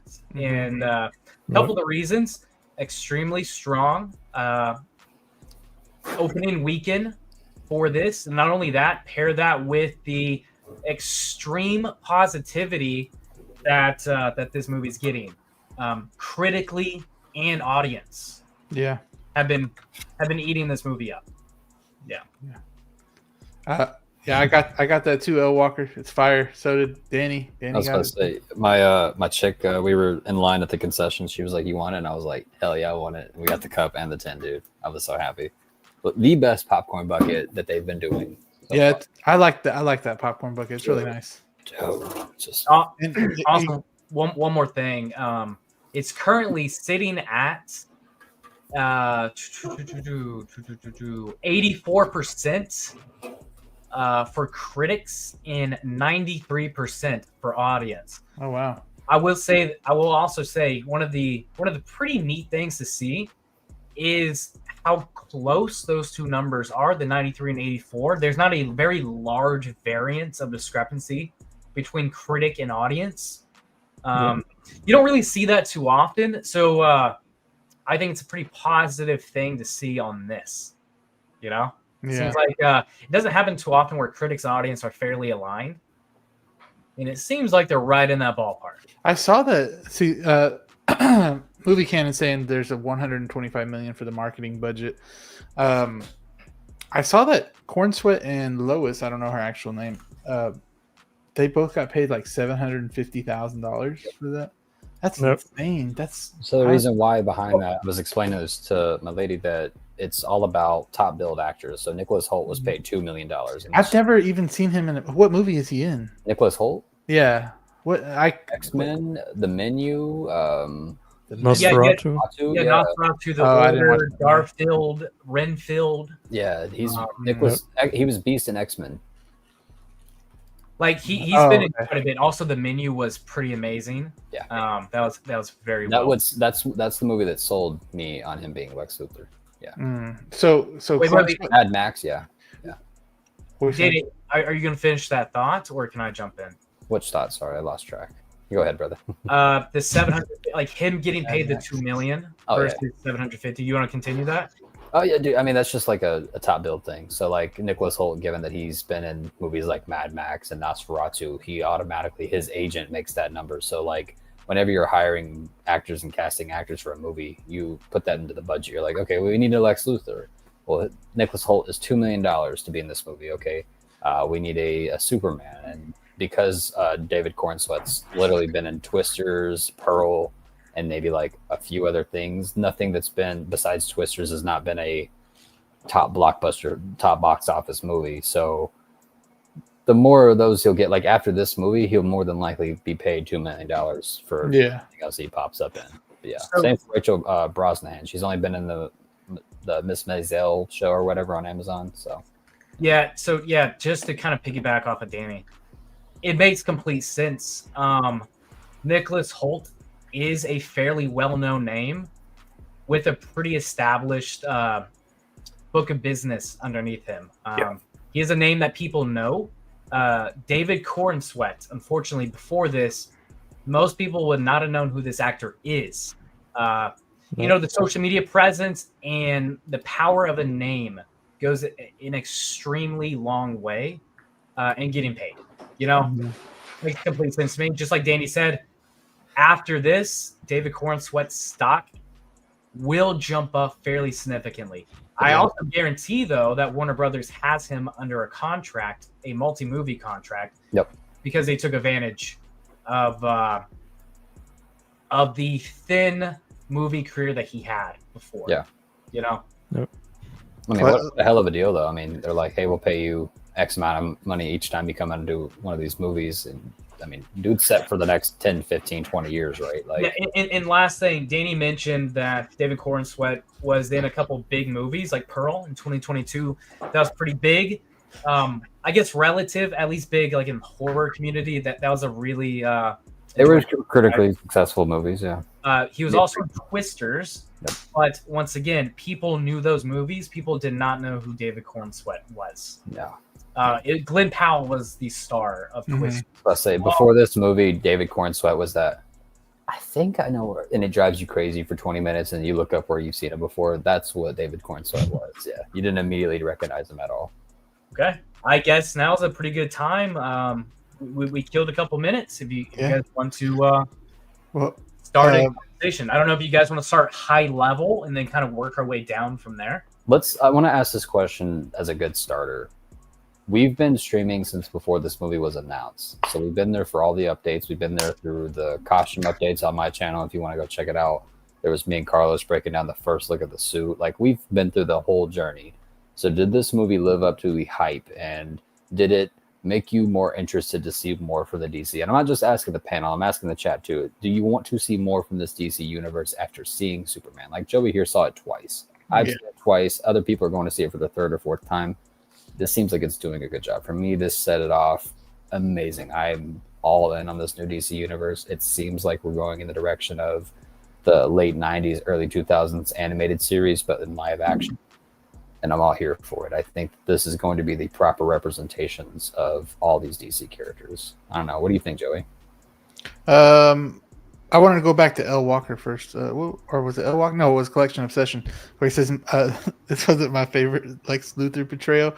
Was better than the last one. I'll tell you that right now. I'm sure the last one was kind of bad. But I agree too. This is probably a more relatable Superman for me than I've ever seen, kind of, because I really felt it a lot at the end of the movie whenever he turned on, like he said that he gets comfort from his family, and they show all like the home videos going around, like him going around watching parallel between in the beginning of the movie where it's his Krypton parents, and then by the end of the movie it's his foster parents, that he accepts them as his true parent.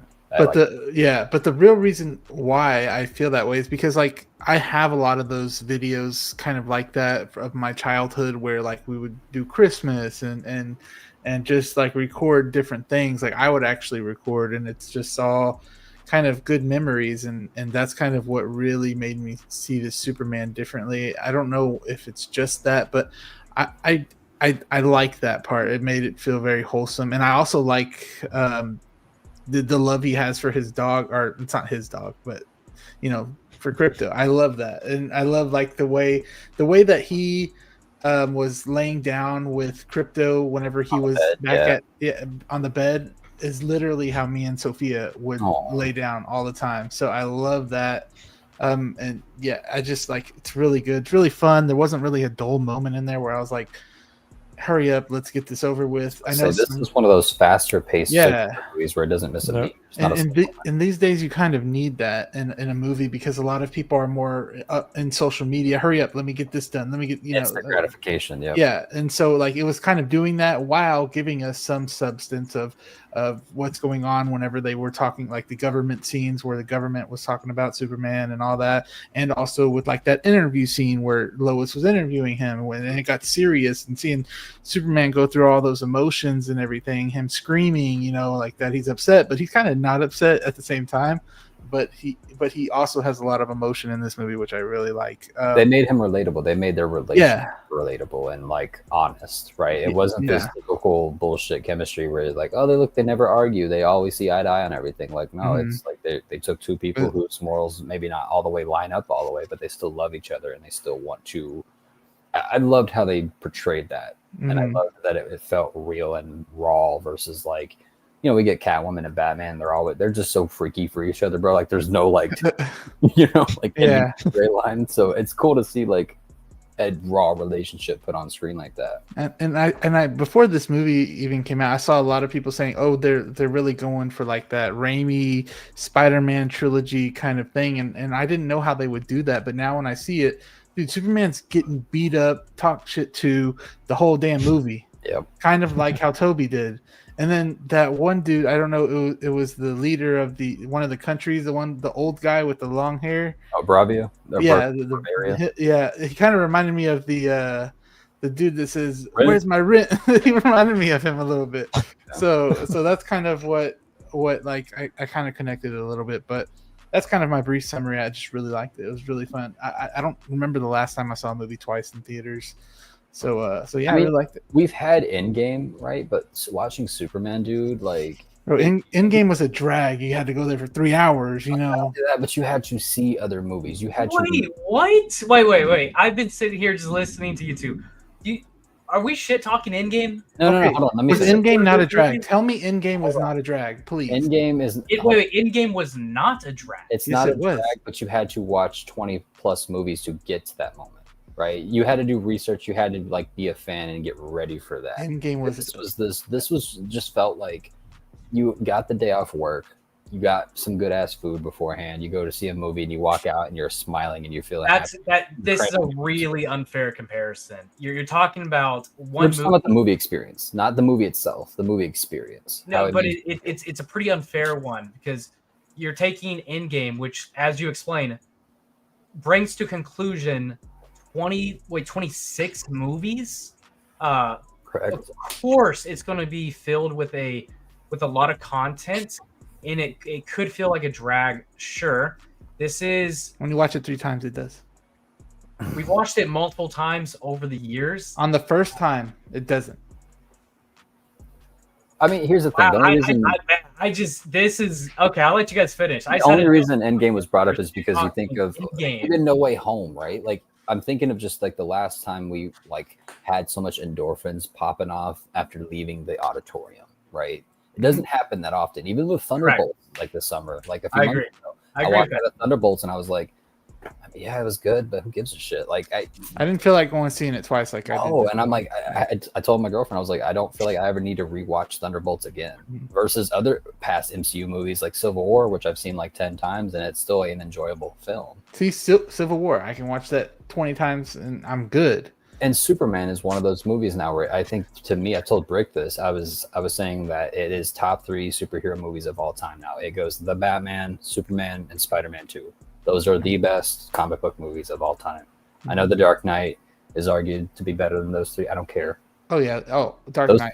Those three are the movies that make you feel like you're in a superhero world. I think those 3 encapsulate it the best. Hey, I love Endgame. Don't get me wrong. I love Endgame. The last 20 minutes are the best thing I've ever seen. We're comparing the movie experience. Like how you felt walking out of the theater. Like people were cranking the punk rocker song, I'm sure, when they left. Dude, okay, wait. If what we're talking, I'm going to let Dan talk here in a bit. Yeah. We're talking experience, leaving the theater. Yeah.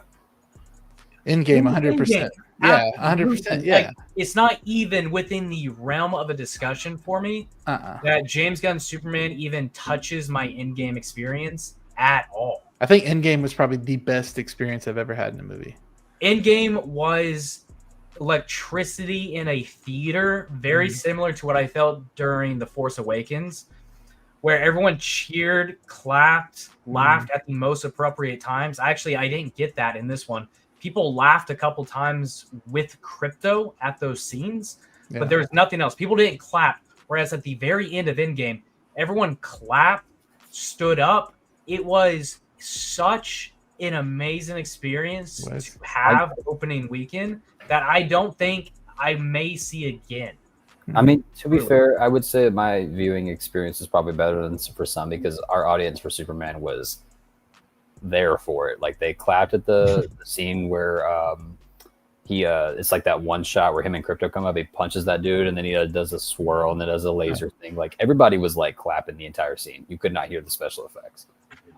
So I guess that's part of it, right? Like the more electricity and the more hype the audience gets, the more electricity that you feel in that theater, right? I feel like this is one of those perfect movies where if the audience is hyped with you, oh dude, you're all in. You're all in on this. Yeah. Go ahead, Dan. What did you think? Yeah, Dan. Sorry, Dan. We went off. No worries. Yeah, on my Instagram story I gave it a 9 out of 10. So yeah, I really enjoyed it. Nice. And yeah, I mean, like my fears going into it was like too many characters in the first Superman movie. That could be a problem, but that wasn't the case at all. I mean, the Justice Gang, as they call themselves, they were a highlight in the movie. Yep. Mr. Terrific was terrific. Let's get that out the way. Guy Gardner was funny and mean. I mean, Hawkgirl, she wasn't really used that much. Metamorpho was cool, and his alien son. So yeah, the side characters, also Jimmy Olsen. Now he's a lady boy, a lady killer. That was funny to see. So all the side characters were great. The main cast too. I mean, Nicholas Hoult, he did a great job. Yeah. But I don't know how I feel about his Lex Luthor. I think he could have been better, but I'm sure he will appear in some of the next movies, hopefully. Yeah. And yeah, David Cornsweet, I would say the best way to describe him is like he's a wholesome Superman, you know? Mm-hmm. And this film isn't that serious. And before I watched this, I rewatched Man of Steel, and you can't compare the movies. It's totally different tone. And this is like if a Silver Age comic book, a Silver Age Superman comic book came alive. That's how I described it. Because you have all these characters, you have him fighting a giant kaiju, which he tries to save, which again shows like his good heart, you know? Yeah. And also a squirrel, which was a funny scene. Yeah. So I like this new Superman. I like this new universe. Yeah. The Supergirl cameo was funny too. I'm excited to see her movie. So I think we're in a good direction. I think so too. Yeah.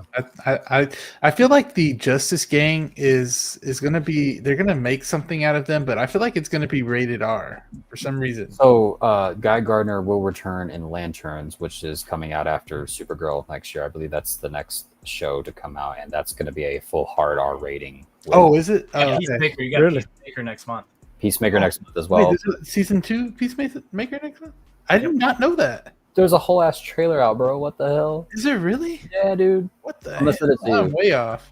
No wonder he was in there. Yeah, it's like August 12th, I think, for the. And James Gunn said in an interview today that Peacemaker season 2 ties in directly to the aftermath of Superman. Oh, okay, that's cool. He had said this exactly. Watch Peacemaker season 2, and the direction of the DCU of where it's going will become more clear. I kind of want to figure out how Peacemaker got into this universe. The trailer shows you, brother. Oh, it does? Oh, okay. Damn, at least hints to it. I thought it was the Pocket universe that they were having. You know, okay. Maybe I'm right. Okay. Maybe. We don't know. We haven't seen the show yet, but that's what it's looking like. Okay. Speaking of which, Peacemaker cameo, I clapped and cheered and screamed and hollered because it's been like 3+ years since we've seen Peacemaker, man. I was so happy to see him again. It's cool. Yeah. Awesome. Cool cameo. You got what you got to say? You got something to say? I got something to say. I'm actually gonna take a different route now. With the amount of glazing that we just did for this movie, I mean, saying that it's better than Endgame, that Endgame is slow, that the theater experience was better. I'm a pivot, okay? I enjoyed this movie. Going into it, I had some pretty low expectations. Not necessarily because of James Gunn, but kind of because of James Gunn. James Gunn he's made quite a bit of movies that I've enjoyed, but they've been with characters like the Guardians of the Galaxy, which were fairly new to me.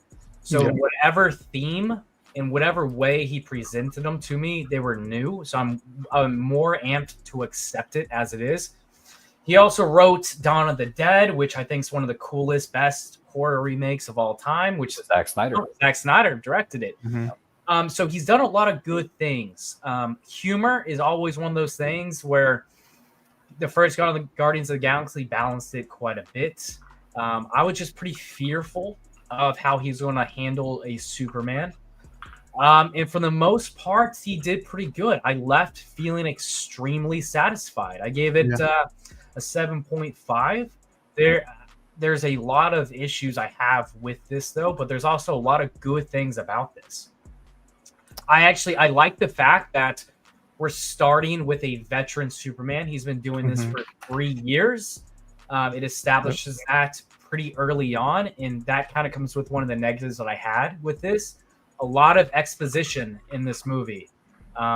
They tell you a lot, and they don't show you a lot. So that opening text you weren't too big on, huh? I mean, not really. I mean, I just don't get why. And once again, I'm kind of going about this a different way because I kind of have to because of you guys. But the opening text, what was the point in explaining that for 300 years there's been meta-heroes? So this was wait, let me talk. You guys have done a lot of talking. Let me talk. So for 300 years, okay? Now, the reason why I kind of bring this up, why establish your world like that? Because you cannot do anything else going forward. That kind of breaks that. Now, you can infer that metahumans have been around for a very long time. And you know how you can infer that? Visually, throughout the movie. As the kaiju is destroying things in the city, or the supervillain of Bravia is fighting Superman, no one cares. People are just watching. Yeah. It's a very normal thing. People are very used to meta heroes in these fights. I don't need a text to tell me that.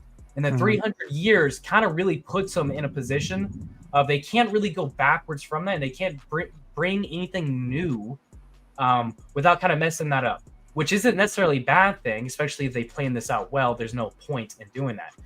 So kind of going back, there's a lot of exposition in this where they just explain things. Lex Luthor has monologues, primarily for the audience, that would never take place in a real life setting. It doesn't feel real at all.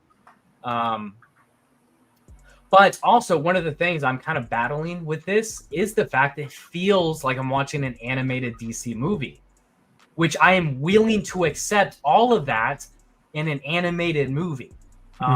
So it's not that it didn't work for me. I enjoyed it. But there's a point of contention of where, you know what, maybe I should actually be a bit more critical on this because it is a live action movie, and I would be critical against any other movie that I'm watching, right? He actually balanced out the amount of characters that we had. I didn't need any additional scenes with Hawk Girl, Guy Gardner. I liked what we got with them. So kind of go back. I liked where we kind of started. I like that it's not an origin movie. This isn't a movie. This is a veteran Superman. The world he's been doing this for 3 years, winning, not only in all his battles, but winning via social media. Right? So I kind of like that. I don't need to start from ground zero. I kind of liked the pace that this was in. Kind of like you guys said, there really wasn't any slow parts in this movie at all. Which kind of brings me to a negative, which is there's a lot of gags, a lot of gag jokes. Like one of the examples I could bring up is when Lois is with Mr. Terrific and they're just standing there. As the garage door slowly opening up. And I feel like that scene was added in simply so they can make a couple of jokes. She was like, "Oh, you can build a ship, but you can't make a fast garage door opener?" And he's like, "Oh, I've been busy." That to me is kind of pointless, and it's just a joke that didn't do much for me. What I would have really preferred is that they actually utilize that time really well with these side characters, like a standout like Mr. Terrific, where they could have had some actually meaningful dialogue where she's like, "Wow, you made this ship. Wow, you made this ship." And he's like, "Well, They don't call me the world's smartest man for no reason. Like, that would have done so much more with that character and explained him quite a bit more than what we got, instead of just a joke. Because as much as I like this movie, there's not a whole lot of connection to really anybody in this movie. Because you really cannot tell me a whole lot. Like, I feel like even though I like Mr. Terrific, I can't tell you absolutely anything about Mr. Terrific based off the context of the movie. I can tell you things about Mr. Terrific, but the movie doesn't really tell me a whole lot, you know? Man, there's a whole lot. I don't want to keep rambling. But you told us to shut up, so we're shutting up. So I had to finish the exposition. But Danny, you can now correct me on the exposition in the slow crawl. I mean, Adam 12 said that it's pretty much like, he brought up a good point about how they're just doing that to set up other projects, more than likely, like Sergeant Rock, which makes sense. Yeah. But also too, like you brought up how it's a norm for people in this universe. I like that, because the MCU's approach was, what if superheroes were in our reality? And no, so that was a positive thing. That was a very positive thing I had about this. But I mean that contextually, what I said is, you don't need to tell us that, because you showed us that. No. And throughout this entire movie, there was a lot of exposition, especially with like Lex Luthor. He would just say things pretty much to the audience. And also kind of touching on Lex Luthor. I like Nicholas Hoult. He did a good job. Far from perfect. What I was kind of missing with this Lex Luthor, he didn't have any of this physical presence that animated Lex Luthors would have in the past. I really like the part where he's going inside the Fortress of Solitude, and he's just walking while all that stuff is going on. He literally does not flinch while all that stuff. I like that. That one looked cool. That was cool. I would also say about that, it wasn't really a smart move to destroy the robots. I mean, Gary's alive. Well, okay, they were meant to be destroyed. He was left in shambles, pretty much. What I mean by that, this is the world's smartest, or Lex Luthor is a genius, and you wouldn't think he would trying to extract some information from any of this. I liked some of the side characters that he created. Also, Lex is an absolute genius in this. Not only has he created metahumans that rival Superman, and from what Lex said, more powerful than Superman, he also has created pocket dimensions. Now, he created one dimension, okay? So that means he can create multitude of others. Like, this is insane power levels of genius this man has. So I would have, extracting some information from some of the robots could have been cool. I didn't necessarily mind the Jor-El necessarily, his parents being not great people. Yeah, but it also kind of harkens back to like Superman versus Shazam, that animated movie, where Black Adam's like, when you crush an ant underneath your foot, do you feel remorse? No. Is it because you're evil, or is it because you see yourself as a higher form of life? And they're gods. And they are gods amongst men. Yeah. Dang, wow. Someone's on fire. Okay, I have a lot to say, but I'll let you guys go. I was going to say hello to Blue Tattoo. What is up, Blue Tattoo? Appreciate you for being here. How are you doing? Guy Gardner and Hot Girl. Hot girl, and Maxwell Lord. I don't know. I didn't know his freaking whole damn name. RN Peacemaker. Okay, I could see that. I don't know what that means. 1 out of 12. Easy reason to talk about 300 years because it credits. I don't know what that, because they can now easily develop movies and shows set back in the past, such as Sergeant Rock, which they may do. So my only feedback to that would be, if they didn't say 300 years, you can make an endless amount of movies any time period before what we saw. I feel like he just wanted to go the way of, hey, we're not doing a damn origin story here. We're going. I think that's on that note, I kind of liked it because it reminded me of like somehow like sometimes a comic book will open with just like a shot of wherever it's about to take place, and it'll have text telling you information and kind of leading you in and kind of giving you like a little bit of a prologue into whatever you're about to read. So it did feel very comic booky for me personally. Yeah. Assistant to the regional Sith. What is up? That's a good point right there. Also, I want it to be known, I enjoyed this movie, but Austin hated this movie, everybody. I enjoyed this movie. I cannot have a panel of 4 people only saying that this is a perfect movie, because with you 3, Dan and Joey rated it a 9 out of 10. Yes, sir. I'm still there. I watched it twice. And you gave it a 10 out of 10. So the last thing that's fun is saying how perfect a movie is. So we got to bring some levity to some criticisms of it. Mm-hmm. I mean, it's not perfect. There's a lot of movies better than it, but are not. Well, 9 out of 10, it means 10% off of perfect. I mean, here's what I would say about Superman. It is better than, I would say, 90% of the MCU. 90%. There are a few good movies out in the MCU that are better than this movie, but if you compare it to, like, I'd say this is better than Thor Ragnarok. This is better than Civil War. This is better than... Okay, that's where I'll stop you at Civil War. I will stop you there. It's crazy work. Wow. Dan wants to say that too. I'd say this is better than the Guardians movies too. An opinion is an opinion. I mean, I have a more connection to DC. I would give you 2 and 3. I mean, that first Guardians I would say is just as good, if not a little bit better than this movie. But first Guardians, that you know what? Okay, so a couple things with the Superman movie, I give it a 7.5. I'm also battling a few things of how I feel about some aspects of this movie. A rewatch will be extremely powerful for me. I'm gonna hit you guys with a couple more negatives, okay? Since this is such a perfect movie, okay? Can I thank assistant to the regional Sith for that $4.99? Oh my god, appreciate you so much. You didn't have to do that. I think number 4, Gary is being set up to be Brainiac. Interesting.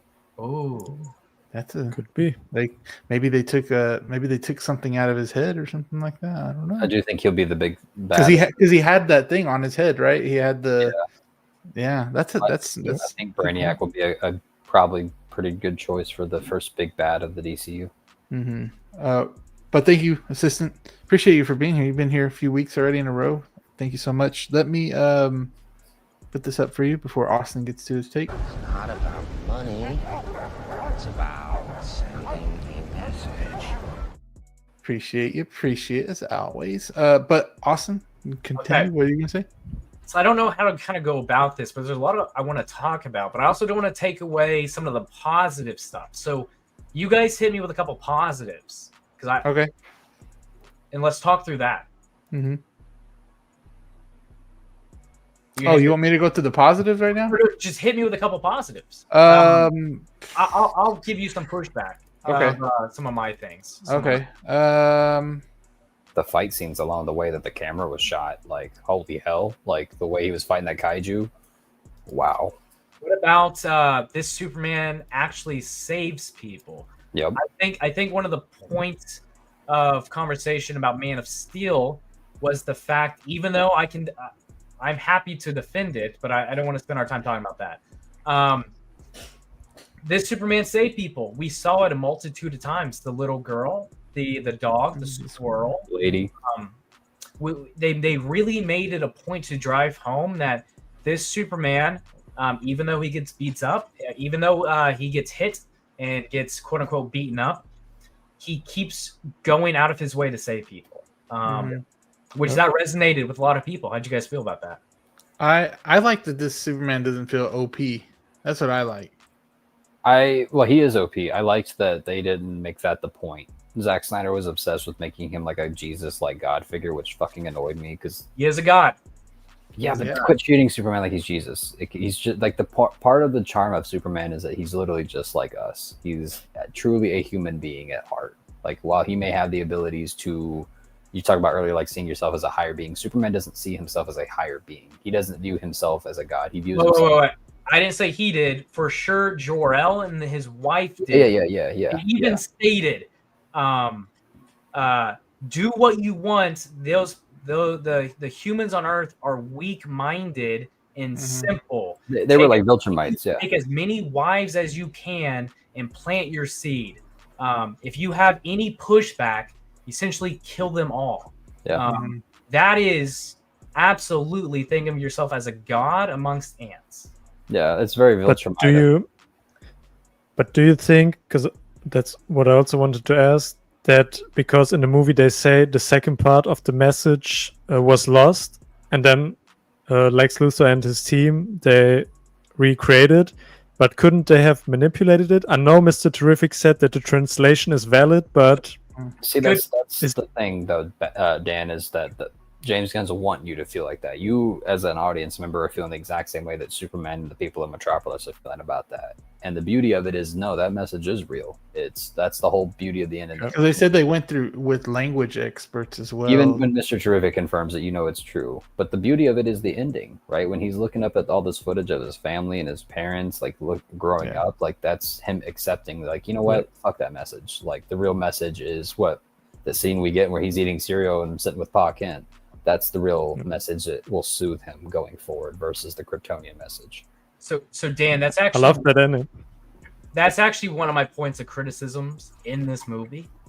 I actually didn't mind the parents' message. I'm cool with his parents thinking like that. Now you're cool with it? Yeah, I'm very unbothered how Jor-El is. It doesn't affect me. It doesn't affect my thoughts of this Superman because, I mean, I guess why should I care?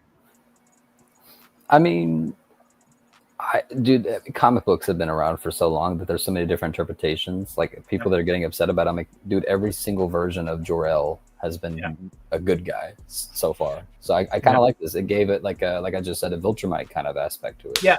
I was completely fine with it. Now, one of my points that I just don't know if I quite like is what was the other metahuman that Lex created? What was her name? The engineer. The engineer. Yes. Pretty much the T-1000 on steroids. Engineer. She was cool. But the thing is, Superman and Gary and the robots who have Kryptonian technology, they couldn't fix the second half, yet she could, which I'm willing to suspend belief. I'm willing to suspend belief on this one. Now, the movie itself, James Gunn is telling us that the second half of what was translated is true. Now, and how do they tell us that is Mr. Terrific right off the bat says, yes, it is true. And why does he say that? He says that because the 7 people in government wouldn't say it was true if it wasn't. Now, my thing is, how the hell is anybody on Earth going to translate Kryptonian? Not verify that it is accurate. Example, if you look at hieroglyphics, it's here on Earth. You are not able to translate that without... Kind of like what they did in Arrival, though. Don't they study it and they study what they're saying that was already translated? You're still using that same kind of method of like bringing like superheroes and metahumans into our reality. Remember, this reality, this is a normal for them. But yes, we're also talking about a Kryptonian with Kryptonian technology cannot translate that or fix it. Yet humans on Earth can verify, oh yeah, that's actually it. That makes no sense to me. There's no point. There's no like actual truth in verifying it. You're right, but I bought it more or less. It's just like, you know what, like we've established, metahumans are a normal thing. Where goes AI though? Wait. So I also agree. I said I'm willing to suspend belief, and I also like that the second message is what it is. It brings a bit more layers to this Superman. If his parents were like, hey, you're gonna be a god amongst men, essentially. And I want you to do as good as possible. You are there to help usher them into being the best versions they can be. And then he gets to Earth, and then his Earth parents are the exact same. Hey, you are good. You are a force of positivity, and you will change the world for the better. this kind of adds a different layer to it. It makes I don't. It brings a lot of emotion to him, especially at the end, and what Joey was explaining of him actually coming to terms with the humanity that his parents bestowed on him, and that like what he thought growing up, based off of this video recording, isn't him. That doesn't have to be him. He's not forced to listen to this. He is who he is because of his parents on Earth. You know, I like that. That was good. But I just don't like what Feel the Burn was saying, is that I don't like how they portrayed them. He made them feel like they're stupid, and then whenever you're giving them a prep talk, like, or a pep talk, like, I don't know, it didn't feel as serious because they have a southern accent. They were overly they were like they're stupid. Like, look, as somebody who I understand, Phil DeBurn says he's a Kansas resident himself. Look, dude, as somebody who's a Tennessee resident, I have people I see every day that have that exact same voice. Like, I deal with a bunch of you're talking like this. Like, yeah, bro. No, but it's different. Hey, Joey, I actually felt the exact same way, but here's the thing. This is also one of those points I'm kind of battling in my head. I kind of don't mind it also because this feels like an animated movie, and if I watched a DC animated movie, it would be like that. Yeah, those characters would be like that. Yeah, but I thought it was cute, man. Like her old ass is hovering over the phone, staring at it. Yeah, like, but no, she took it. But they took it too far with that. You could, but she was like screaming at it like with all her force. I'm like, but the dad was a little bit more chill, which I liked. But I like that actor, by the way. Shout out. We're drinking the same thing. Hey, so as we're talking about this message, there's so much I also want to talk about. So on this message, he Superman's pretty much. Oh man, I don't want to get ahead of myself. Can I bring up something I didn't necessarily like? No. Wait, what? I mean, I liked Lois. She was headstrong. She was a very powerful character in all the scenes that she was in. I liked her chemistry with David Cornsweet. What I didn't like was the interview she did with him. You guys give me your thoughts, then I'll kind of give you mine. I'm more. I don't know why, but I feel like she should still have red hair. I don't know why, but I feel like she should.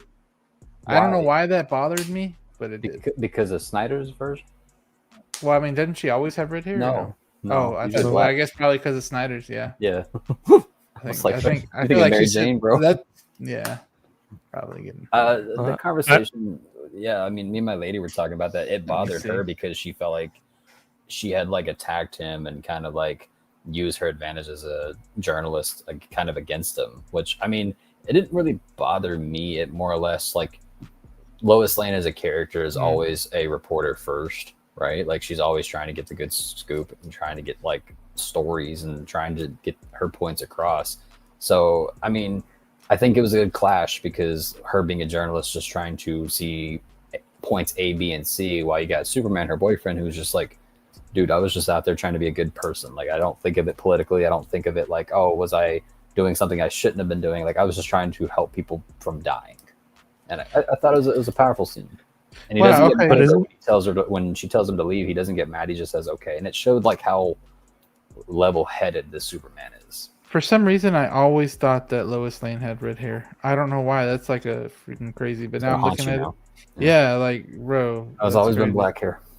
Wow. Okay, I'm way off. Amy Adams was just lazy and didn't want to die. I'm probably getting it confused with Mary Jane now, or thinking it's the same thing. But never mind. Yeah. And how did she know how to control that the ship so easily? Because I mean, he said that the controls are easy. Yeah, he said they're intuitive. But she knew how to start it and everything. I'm like, I mean, it's Mr. Terrific, so if he says it's easy, I imagine that he probably designed his tech to make it accessible. Maybe put your name in there or something. I guess. Not easy. It's intuitive. Okay. So essentially, anyone can do it. Yeah. It's really just based off of your wants. That's kind of how I took him phrasing it that way. Intuitive, not easy. Mm-hmm. But going back to the scene with the interview, wasn't it established in the movie that they're only dating for a couple of months? Or 3 months. 3 months, yeah. 3 months, right? Yeah, so I kind of felt like in the movie that Lois is still like a little bit unsure about Clark. It felt like to me like that. So I can see why the chemistry isn't that strong yet. Yeah. But obviously, at the ending, they came to terms together, and it shows progression. It shows like by next time we see them, like they'll be a stronger couple. That way, like we feel like as an audience we've grown with them as a couple, versus like automatically off the bat they love each other and that there's no issues. I like that. Just like Mary Jane and Toby, even though Mary Jane was a bitch to him. Yeah, she was. That dude was, I don't know. And that's probably the most Raimi vibes that I got, and why people are making comparisons, because he's having issues with this girl. Like, he's having relatable issues. People misinterpreting him, misunderstanding him. Like, Iron Man didn't have these issues. A lot of the other MCU characters didn't have these issues. Batman doesn't have these issues. What's up, 1-6 lovers? How are you doing? Appreciate you for being here. All right, what's up, Austin? Yeah, I didn't like it at all. So yeah, the movie sets it up. They've been together for 3 months, but also, more importantly, Lois knows Superman's identity is Clark Kent. So take it backwards a little bit. As they're at the Daily Planet, she also pushes back on him in front of everybody about him getting these interviews with Superman, which I don't think that should be a point of contention you should bring to the office, especially if you have the world's largest secret and it's Superman's identity. I took the entire interview scene as way disrespectful. And the reason being, once again, this is probably the greatest secret on Earth, is who is Superman? Because there's so many questions about that. And her doing it at work, and then in the interview, it just didn't feel like good faith. Lois asked him about his secret meeting with the leader of Baravia, and then Clark told her that in confidence. So she didn't get that information from Superman. She didn't get that information from being a good journalist. She got that from Clark in good faith, and she brings it up in a recorded meeting. That's not being a good journalist. That's a gotcha moment of using a secret that you shouldn't even be saying out loud. Granted, they could have framed this all quite a bit differently, I think, of being like, yo, Clark, these are pretty easy questions that you're going to be hit with by any kind of journalist outside of Clark Kent. These should be pretty easy questions that Superman will have an answer for. Of why did you do this? You know, pretty easy to explain. It's not about her being a good journalist. It's just, I feel like, a very blatant disrespect or disrespectful use of that information. She also brought up the social media aspect. She kind of made fun of him for it, and then brought up super shit. We saw an emotional reaction from him, and he says, you know how I feel about that. Now, if I use any kind of comment that I know my partner doesn't like in any kind of situation like this, like, Joey, if you got brought onto a live stream and this person knows something extremely, if they know something that you would react extremely poor to, and you have good faith that they will not say that in front of an audience or in a recording, and they do that to get a reaction out of you, that is manipulative. And if you say, well, it's just training for good PR, no, it's not. Because Lois also brought up, oh, you should say this off the record. Like, come on, this feels like an I got you moment. And just didn't. You're saying she's an asshole? Yes, absolutely. That is a horrendous thing to do to your partner. Not only your partner, but for someone who has so much trust in you that they share the greatest secret on Earth. Yeah, that's true. She even starts poking and prodding of where on Earth he's from, which is a horrendously awful thing to do, because he says she knows he cannot say that. That puts so many people in jeopardy, Mom and Pa Kent in particular. Yeah. Also, once again, one of his only secrets that he has for himself is that separation of Clark Kent and Superman. That is an awful thing to do. So I did not enjoy that interview process. Yeah. This is my take. So defend it.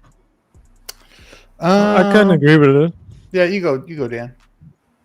Yeah, I can agree with it. Like I said, I got the impression that she's not really feeling him that much. But yeah, they've been dating for 3 months. They live together, but it's a rocky relationship, judging from that scene. Absolutely, Definitely. Dan. And she says it at the very end of that, of her getting frustrated. They both got frustrated at the very end. And she did make the comment, I'm not good at relationships. Yep. No? I hate that. If for sure I know this wasn't going to work. If for sure one of those situations where emotions rose on both ends, but I do think point of contention started with her, and it just was not enjoyable for me. Like, the only reason I'm bringing this up is that I kept seeing comments of being like, oh, she's such a good journalist. That's not being a good journalist. That's just being a shitty person.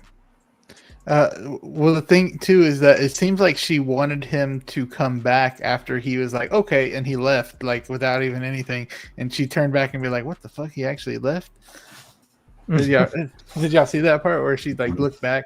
No. That's funny. Yeah, I mean, it's just, I think the way I took it is Lois is not a perfect person, you know? Correct. And even Clark, right? He makes mistakes, like he told Lex, like, I'm human, I make mistakes, I get scared. Like, I think it's just more exposed. What did y'all feel about that part? Wait. My only thing to that, Danny, is I'm not taking away from the narrative of the movie. What I'm saying is I'm combating people saying she's a good journalist, and that is the example. That is my point of contention.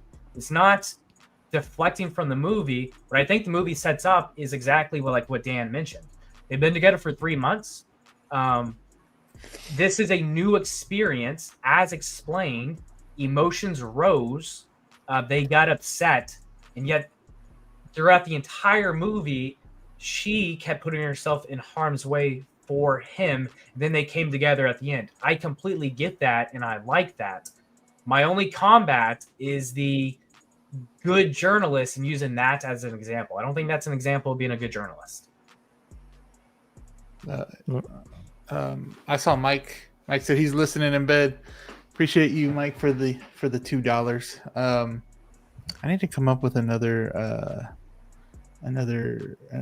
thing for this, but also wait. One last thing. Okay. I like this movie, and I am playing devil's advocate on this, and trying to be combative against points I've heard or have seen online. But also, you could do this.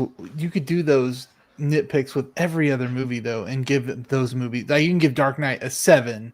Wait, 100%. So when people say, though, it's a perfect movie or give something a 9 out of 10, and they give examples of what is better than, you for sure should bring up evidence of the reason why you're against that. But my superhero rating and superhero movie ratings are very different from like Interstellar or from Inception or from Wolf of Wall Street, whatever.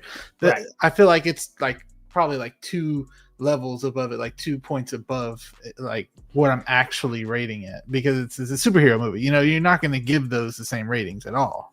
Yeah, but 9 out of 10 is still 10% off from perfect. Yeah, but it's a superhero movie. I'm giving it that superhero rating. From what we've got before from all the other superhero movies, this one's been on the upper side. And no, I can see that. I still don't like the interview scene, but I get the point of it.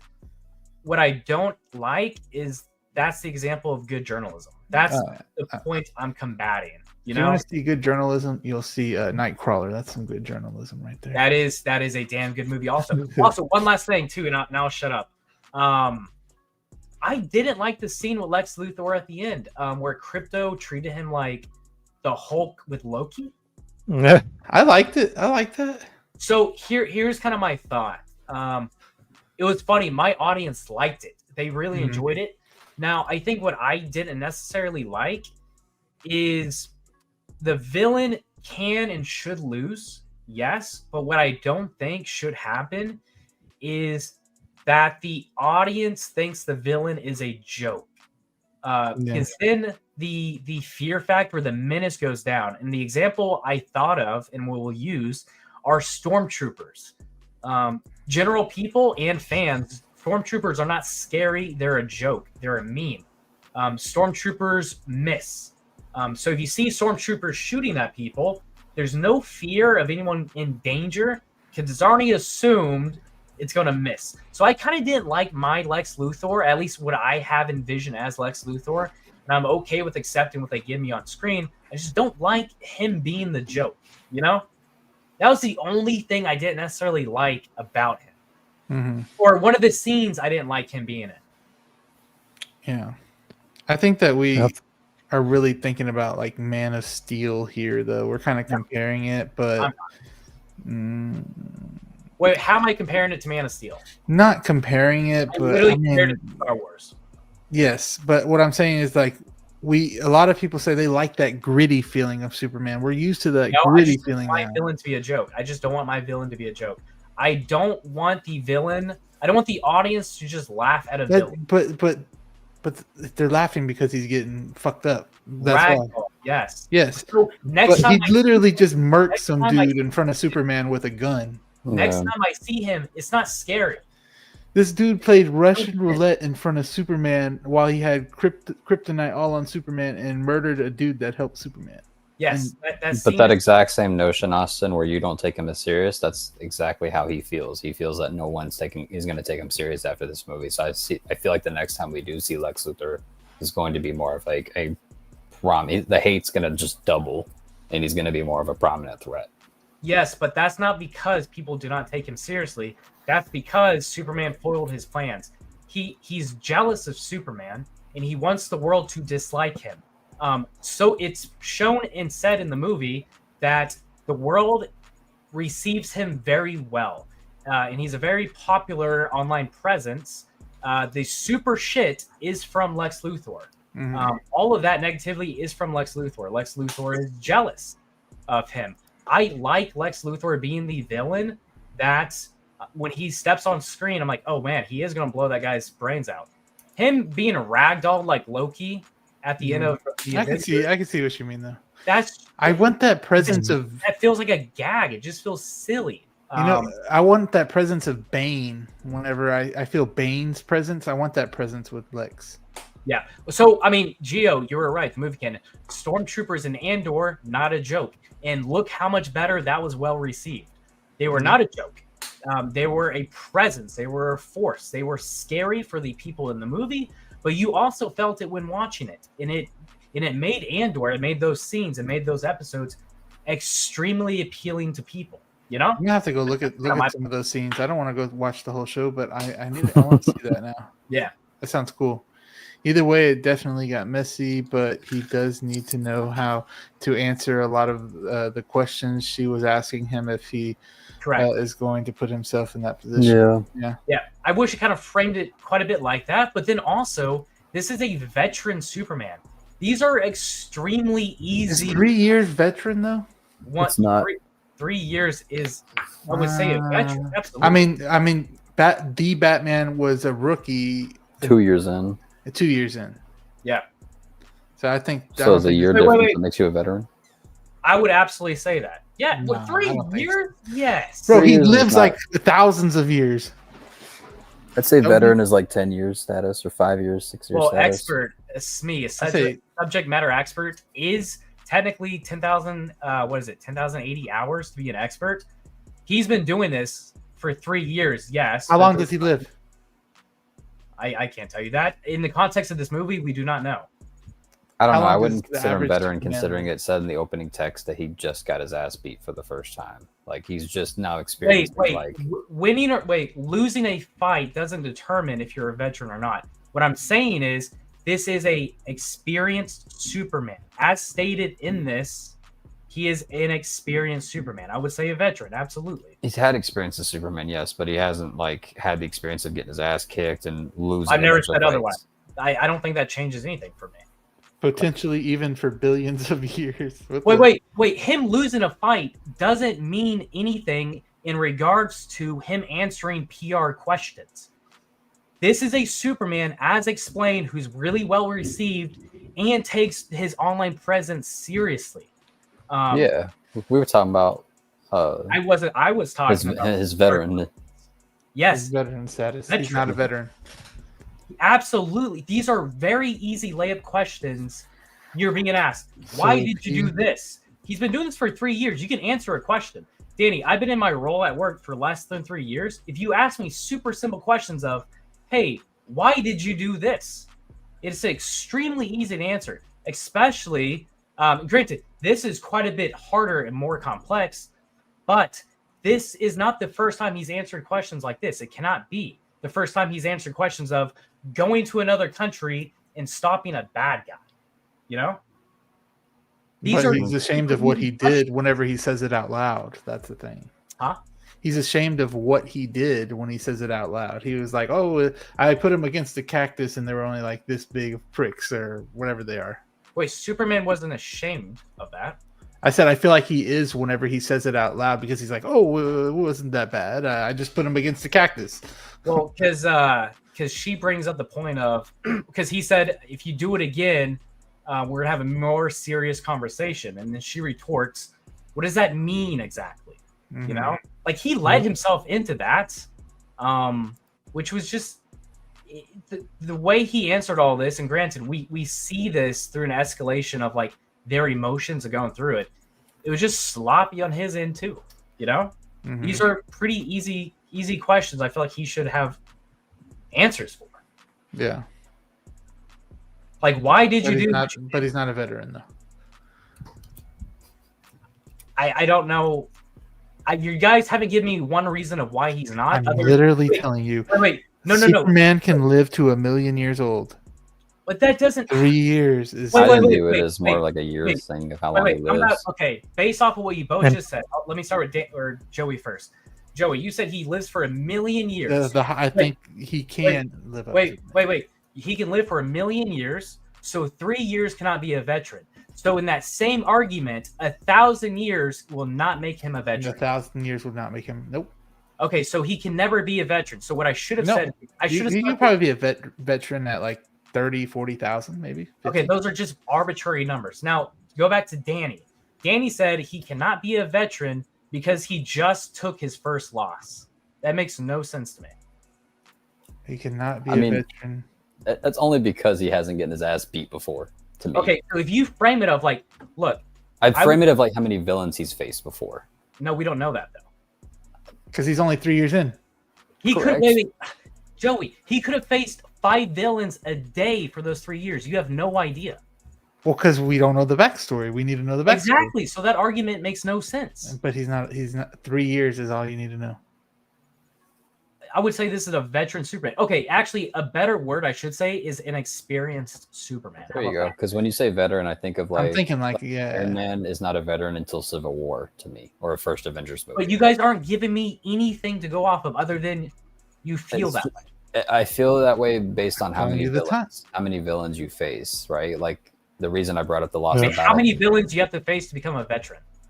I didn't put a Brainiac, Darkseid, all these guys. If he would have beaten those, I would say he's a veteran. Or at least dealt with them before, fought them before. He hasn't experienced these characters yet. So to me, he's not a veteran because it's like he hasn't gone through core Superman storylines yet to have reached veteran status. But I can kind of see it. I would contest that experience would be better than veteran. That's a good topic of debate. Because he's not going to be fighting all those people in just 3 years. Right. Wait, I never said he would. No, I'm just saying that that's not going to happen in 3 years. So he's still not a veteran or experienced in these kind of fights or whatever. I still don't understand your point. Are you just trying to be? No. I feel like Danny, you guys. You're trying to be Danny with Star Wars right now. No, look, I got to bring some point of discussion to a perfect movie, guys. I never said if it was 10 out of 10, it would be perfect. To me, it's perfect because of how much fun I had with the movie. Like with movies, I'm the same way you are with figures, dude. I don't need it to be a perfect film. I don't need it to be a 10 out of 10 actually to enjoy the movie and walk away with a smile on my face. Yeah, I agree. Hey, look, to me, like the way I measure movies nowadays, especially like if me and my lady are talking about it a week after still seeing it, then that's a 10 out of 10 because like you see so many movies, right? Like we said Thunderbolts earlier. Me and her didn't talk about Thunderbolts a day after that shit came out. Superman comes out, we're still talking about it until 2 o'clock in the morning. We wake up, we're still talking about it in the shower. So it had an impact for me personally. That's why I think it's a perfect movie. Just like for Dark Knight, a lot of people. Yeah, go ahead, Dan.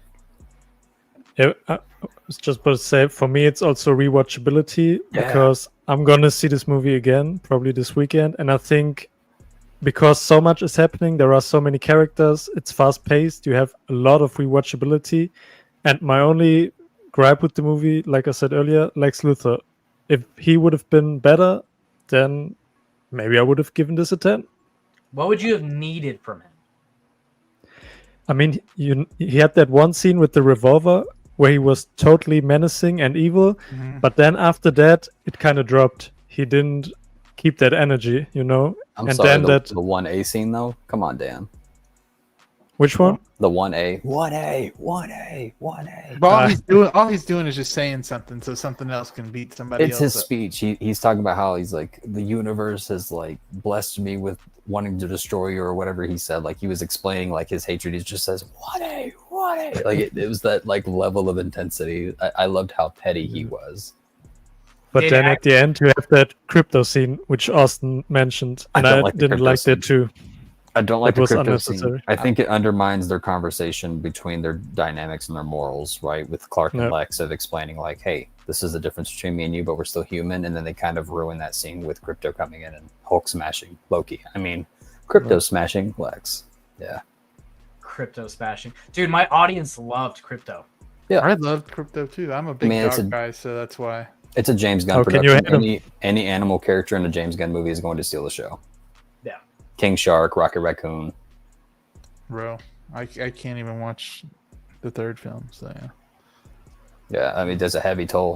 Remember the emotional weight you felt at the end of Guardians 3? We're going to probably feel the same kind of emotional weight by the time we hit Justice League or Superman 3. You know what I mean? Like, that's what I'm excited for. And in closing, I would say that in 10 years, right, I feel like this is a good starting bones, right? This is a good tree to go back to. Like, a lot of people like to go back and rewatch Iron Man 1, right? They're like, man, this was the peak start of the MCU. I feel like this is the same thing. Like, I mentioned it to a friend earlier this week. I love that for a lot of kids right now that this is their version of Iron Man. This is their version of MCU, right? Yeah. There's kids right now that are going like, dude, that was the dopest shit I've ever seen, right? And they've seen Iron Man. They're like, yeah, that's cool. But it's cool. Because they don't got there's no big CGI or anything in it. And... Well, that too. But on top of that, it's just... I mean, I guess the Iron Man suit is, but... I remember being a kid and walking out of Iron Man and doing the, leaving the theater, right? Yeah. That's how I view that. If kids are leaving this movie and doing this in the air, like looking up to see if they can find Superman, like that type of shit inspires me. So in closing, this was a 10 out of 10 just because of the weight that this thing had emotionally across all boards. You're going to kill Austin here. He's going to... I know. Austin's going to be like Lex, bro. Oh, no. I think this was such a huge win for DC. Like going into this, I left feeling shockingly happy with the movie. And not only that, I also left that I'm like, wow, like just the one scene with Kara, like I'm so excited for the Supergirl movie now. Just the little interaction that she had with Superman, I'm like, oh, dude, she got spunk. Yeah, she got some attitude. Like. Later, bitches. No. Yeah, dude. Like, I cannot wait to see her and Lobo together. I cannot wait to see what the ramifications are about another Kryptonian. Because Superman has said in this that he's the only survivor of Krypton. So, like, I'm really excited to see that. Will she be rated R or no? Yeah, no. No? Okay. No. I have no idea. No, hell no. Peacemaker. I'm excited for the Green Lantern show. Swamp Thing, Clayface. I cannot wait to see what their iteration of a Batman is. Yeah. Like, that is the coolest thing. I cannot. I just don't know what to do. Big Daddy. You've already seen it, Austin. Yeah. Danny, you know what? I've noticed they're not updating us on Brave and the Bold, and they would have by now. This is the Batman that we're getting. Trust me, I'm guaranteeing it now that they're gonna be like, "Hey, got y'all. Guess what? James Gunn and Matt Reeves universe in the same universe." their worlds don't go together. They could though. Not really. They could. I don't think so. Okay, Danny. So I don't know. I kind of wish that Matt Reeves would have his own separate thing because I enjoyed that in Penguin so much. But if they were to introduce it, I actually think the stark contrast between Metropolis And that Gotham would work perfectly. Yeah, and Gotham and Batman, I think that could be cool, man. Because like in the Justice League movie or like the animated stuff, Gotham always does have like this extremely different feel and aesthetic versus Metropolis. Yeah. I think that could work. But I do want them separate. I do. I think it's the same, not the exact same, but the same kind of mentality people were wondering like when they were going to bring Deadpool into the MCU, right? Where it's like people are like, how is this going to work? How are we going to bring Deadpool into this and have him bounce off and break the fourth wall with Iron Man and Spider-Man, all these different characters?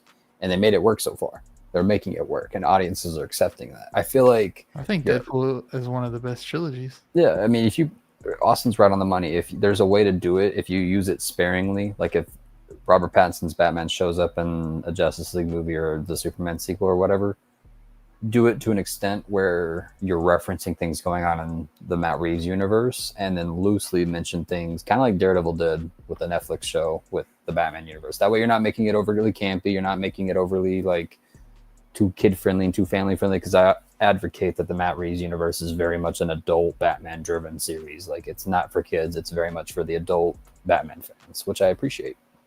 Danny, would you want them to introduce, like, Pattinson, or do you want them to do their own thing? I low-key want them to do their own thing, just because I think if you look at what we had with Spider-Verse and No Way Home so close together, we've been introduced and audiences have been accustomed to 8-9 different versions of the character of Spider-Man. So I do think it could work. I mean, we've seen it before. Quicksilver, right? X-Men. Yeah, that's the thing, dude. I wouldn't be mad if they introduced Robert Pattinson, but I think that it would be cool to see Alan Richardson as Batman in the DCU. Give us that big, beefy Batfleck done right. I'm sorry. I'm a Batfleck hater. Do that bulky, like Frank Miller looking Batman, but do it right. Make it fantastical. Give him the Bat family. Introduce Nightwing. Introduce Damian Wayne. And then leave. All right, people are going to hate me for saying this. Leave the Matt Reeves universe to do what Christopher Nolan wished he could have done. No. Man. Or at least let the man finish his vision, you know? That's what I'm saying, bro. I respect the Nolan trilogy. I love the Nolan trilogy, as you can see. But I genuinely in my heart believe that the Matt Reeves universe is going to be the best version of Batman that we ever get. So far, it's with Penguin and the Batman. And the Batman dude, 2 for 2, bro. Yep. And they're so rewatchable. I just rewatched Penguin a month ago. I need to rewatch it. Oh, you rewatched it? I showed my girlfriend, Michaela, the Penguin for the first time. And usually we're watching Invincible right now. It's taking us a minute to get through season 3. We watched Penguin in one day. Like, it was... Like it was that good, bro. Good. Yeah, dude. There's not many shows that beat out that show. There's not. And the Batman itself, dude. That's a near perfect movie. I think that's such a noiric detective Batman movie that I've seen it like 10 times already. Dude, it's so strange. Like the Penguin shouldn't be as good as it was, and yet it was so much better. Like I watched the Penguin, then rewatched the Batman. It made it better. It does. Yeah, it does. Adds more context. Yeah, dude. I have more of a feel to that world, that city. That I didn't really care for the Penguin scene in the Batman initially just by itself. It just didn't do a whole lot. Like it was cool. The car chase scene was fine. But then I watch it, I'm like, oh shit, I know who this guy is. Yeah, you know his backstory now, so it's even better. I noticed too, because I rewatched the Batman the other day after watching Penguin. I noticed he's driving yet another purple Maserati when he's getting chased by Batman. So I'm thinking like, your big ass brought out another Maserati that was plum purple in a week's time span, bro, in Gotham. What the fuck? Yeah. That was when you're a big boss. I know. Right? Yeah, it works for me. I like it. Yeah. Oh my god. Well, guys, I think I think we're going to end it there. We've already went 30 minutes over our time that we were supposed to go. I had a this or that for everybody, but we'll do that next week. Joey's punched in the air. He's like, I made a this and that for nothing. It's fine. No, I'm glad that we had. I made the this or that because of the we didn't have many topics to talk about, but I think this topic was just. Can you use it next week? Will it be? I can use it next week. Yeah, okay. Yeah, it should be. I'll use it. Now you already have one for next week made. It might deal with some of this stuff too, but that's okay. What else? And I had another thing after that, but the other thing after that will go with next week as well. So hopefully we don't get too much next week that we can't talk about anything. We won't have a spoiler review for any movie next week. Actually, next week people will be watching Fantastic Four. So that's right. Oh, we probably won't even have Copper Drop then. Never mind. Forgot about that. Yeah, because I get off at work at 9 that night, and I'm pretty sure I'm gonna go see it after work. So. Yeah, I have the actual movie to go see like at 8. So never mind. We won't have a Copper Drop. Yeah. Wait. Can I ask you guys something? Do you think it's possible for Fantastic Four to be better? Ooh. I don't know. I'm not gonna say anything yet. Hell no. Hell to the no. Bro. I don't think so. See, I'm kind of in the realm of like, dude, I don't think so. Here's the thing, everybody. Remember who it's coming from. The person who gave us WandaVision. I'm calling it now. The first hour and 20 minutes of this movie are going to be great. And then he's going to fuck it up in the last 10 minutes, and everybody's going to be like, why did we get that ending? I guarantee you, first of all, the CGI already looks wonky as hell. I don't like the way Silver Surfer looks. I haven't seen the second trailer. Okay, I'm not going to spoil anything. I don't like how much they're showing off in the trailers, and that's just in my feed. They are showing, They've spent way too much on marketing for this movie. I think it's a little bit overkill. You think it's like overcompensating? Dude, that's what I was telling her. I was like, I think that they're just over marketing this movie because they don't either have faith in it or they're just really wanting to beat out Superman. Blue Tattoo saying he's not going to be in the DCU. Never say never, man. I know you're a big. You've talked with James Gunn before on Twitter, and you've probably seen a lot more tweets than us, but never say never, brother. Never. They have said never say never. But also, Danny, you did say that you prefer not. But I would prefer not, yeah, but we've not gotten any Brave and the Bold updates, and that was one of the first movies that was supposed to be announced or released after Superman. So yeah, I don't know, man. That movie's not even, the script's not even written for that. So you're gonna tell me that movie's still coming out? I don't know. Lee, I don't know. That's a good point, Lee. I don't know. Oh, that's a really good point. Because it also kind of brings to mind that Jor-El, like his family was extremely prominent on Krypton. So I would take it as like an elitist thing. So like, oh man, I don't know. That's good. I don't know about that one. I always say always. Penguin had serious cliffhangers, and you had to start the next one. Yes, that is very true, Spice Runner. Appreciate you for being here too. Love you, Sean. But I think we're going to end it right here. Dan, you got anything coming up to the channel, Instagram, anything you're doing that you want to let the people know? Well, I recently uploaded a shot of a Joker bust from Prime 1. Oh yeah. Nice. I have that one. Well, I have the one that doesn't have the face like half off. I have just the regular one where he's looking. I like it. Yeah, it's like more with a Heath Ledger without the makeup look. Mm-hmm.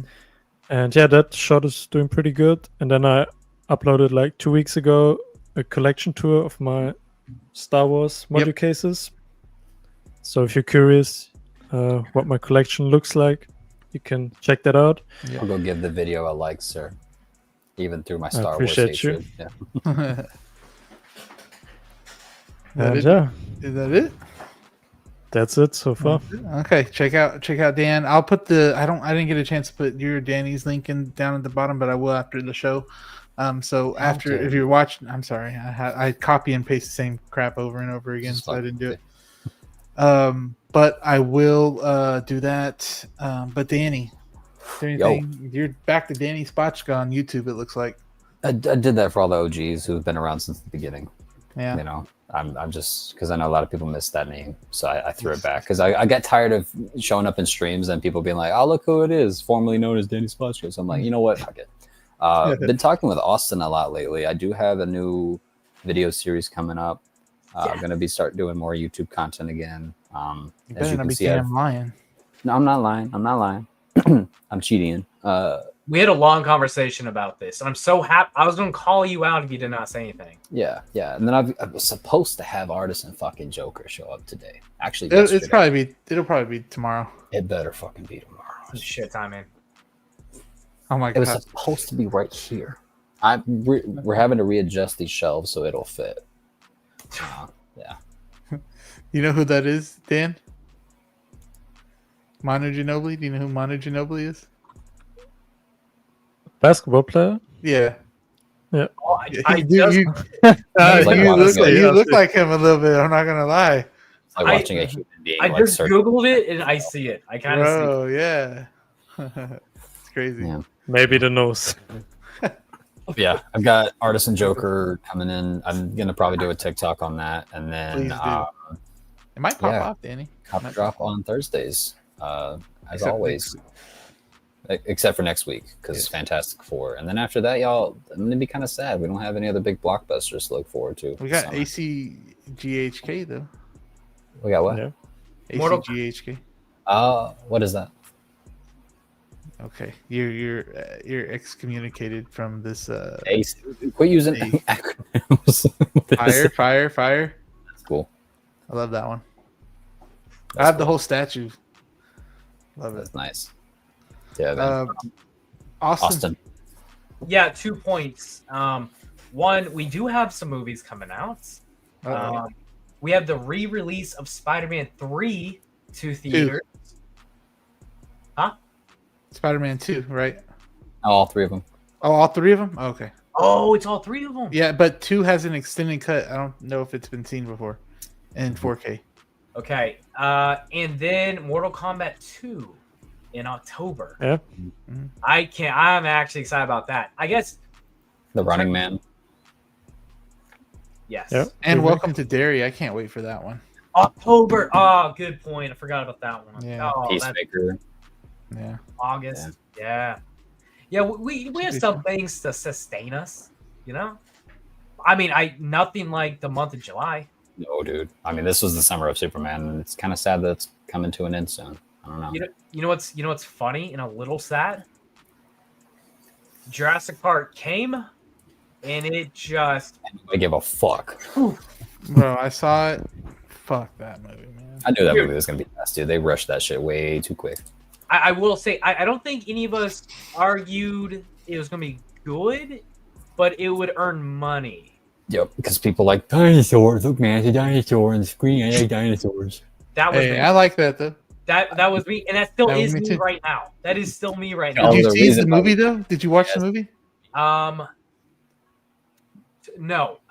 One, Rachel doesn't care about it, and since it came out, I think I heard like 2 people say positive things about it. They have dinosaurs, but they're not even fucking real dinosaurs. They're okay, sorry. Snickers. But pretty much in a month. I don't Joey, know. pretty much everybody would kind of had your attitude towards it. And I was told it's because I say I can accept a movie being shit as long as it's not boring. And I've heard from a lot of people it's boring. Yeah, that's why I've never connected with Jurassic Park. I've always found it boring. But no, this is literally the most boring one. The second to worst one I've seen. Yeah. I love Jurassic Park. Any content though, Austin? Yes, there will be content made this weekend. I was working this project this week. Ordered everything, and sure enough, I'm not doing it anymore. So wasted a little bit of time. What, Danny? That happens to the best of us. But you'll still have your regular setup like you have right now, though, right? Just not like the behind it. Yeah, so I just couldn't implement like the idea that I had. Yeah. You know, it was one of those things that it was going to turn out to be quite a bit more of a challenge than I initially thought. Mm-hmm. And I just don't think I could have actually excelled at making it look good because it was quite a bit harder than I thought it was going to be. Yeah. And I just, I thought it was going to end up being shit and a lot of money. Not only did I think it was going to be a bit of money, but I also thought it was going to be so shit that I would have gone through all that time, effort, and money, and then I would have hated it and tore it down. You know? Yeah, I've done that. I've done that before too. I did that with the Modu cases, or with the fake Modu cases. Not fake, with the garage shelves. Yeah, that's what I did with these. Yeah, I'm tired of it. Yeah, I'm gonna make a couple videos this weekend, not long format, but like a couple shorts. I'm gonna try a new style kind of video, and I'll kind of see how that goes. Yeah, that's about it. I'm open up. I think. No, I'm not gonna say it. Never mind. I'm gonna open up a new figure this weekend, of course, but yeah. I'm on that same path with you. I'm starting to do different videos, like with the Artisan Anakin. I put in zero time of making my reviews like I always do, my long reviews, long form content. But then I just made a damn short, and it got like 17,000 views on freaking TikTok. So I'm like, bro, I've been wasting all this time. I'm just gonna do short content, and it gets me like 20 times more views, you know. So I think I'm gonna start doing that a little bit more. But I am working with a new company now called Wanted Toys. It's kind of a startup company, I think, and nobody's really ever tested them out or probably advertised for them or anything. And they actually asked me, hey, you know, I'll give you this figure for this amount if you make a YouTube video, you know, reviewing Joker, the Artisan Joker. And I said I'd give you a YouTube, you know, review and a short for X amount. So and why I'm trusting this company is because they are sending me the figure before I pay for anything. So I'm trusting them at that. So I'm going to see how that goes. I'm not in the video. I'm not going to be saying to buy from them, but I will say where I got it from. That's kind of what I'm going to do. And I'm going to say, make sure you are comfortable, kind of like what Justin does. Make sure you're comfortable before buying from that website. I'm going to make sure to say that. I'm not going to say to go buy it, but I'm going to say where I got it from. He's going to mimic Justin's voice and everything. Make sure. No, I'm not going to do all that. But it's a new company, and I mean, I looked up things online. I didn't see much scam things going on with them, and they got an 84% out of the trusted 100% 84 rating for being a trusted website. So I just think they're kind of a startup company. So hopefully it all goes well, and I'll get that review out to everybody when I can. Yeah, nice. So, you better not get it for me. I'm gonna rage. Right. I'm gonna rage if that is the case. If I don't get this shit tomorrow, y'all gonna see. I'm gonna go live on my channel. You're gonna get pissed. I know it. You better call me tomorrow when you get it, because tell us in the chat too. I need dimensions, and I need to know how badass that thing is, because then that'll permit. Y'all know me. Get like 50 pictures of this damn thing. Yeah, I know. I'll even FaceTime. I like that one though. You can send 50 pictures of that one. You'll see how it fits in the displays, how big that shit really is. Nicolo sent me a picture, and it's almost the size of 2 Pringle cans stacked on each other. Oh wow, which is fucking huge. Like that's like this big. I'll pull up the picture. You did send that picture, right? I'll pull up the picture. Yeah. Oh, it's not computing in my head right now. Because Pringle cans are like about a foot, maybe. Right? What if it's the small ones? This is without the damn curtains on top. Yeah, dude. It's fucking huge. Oh, shit. Never mind. Okay. Yeah. That's what I thought, too. And I was like, wait, no, I'm going to have to readjust these shelves. So bring this shelf down to like right here. Yeah. And even that's going to bring the applause sign to here. Mm-hmm. Which shelf is that? Which shelf is that? That is currently has Bane. Oh, what shelf it is? The IKEA Baladins, however you say it. Baladins. I'll see. Yeah. Okay. Yeah. Well, that's it, guys. Hopefully y'all hit the like button on the way out. We'll see y'all not next week, but maybe the week after that, or maybe we'll do like an impromptu stream. Maybe that'd be cool. Are you watching Fantastic Four? I am on Thursday. Yes. Okay. Yeah. So we'll probably do maybe some impromptu stream, maybe Saturday, or maybe if we find time, we can all agree on. We can do something. I'm not sure we're seeing the movie yet. We don't have tickets yet. I had tickets and then I had to work. Oh, okay. All right. I haven't got my tickets yet. I have. Me neither. God dang. I typically don't have I typically don't have to like really worry about that here. Yeah, we do here. We got to worry about it here. Yeah, that makes sense. Yeah. Well, guys, we'll see y'all later. Hit the like button. Appreciate you. Hit that like button. Copper drop.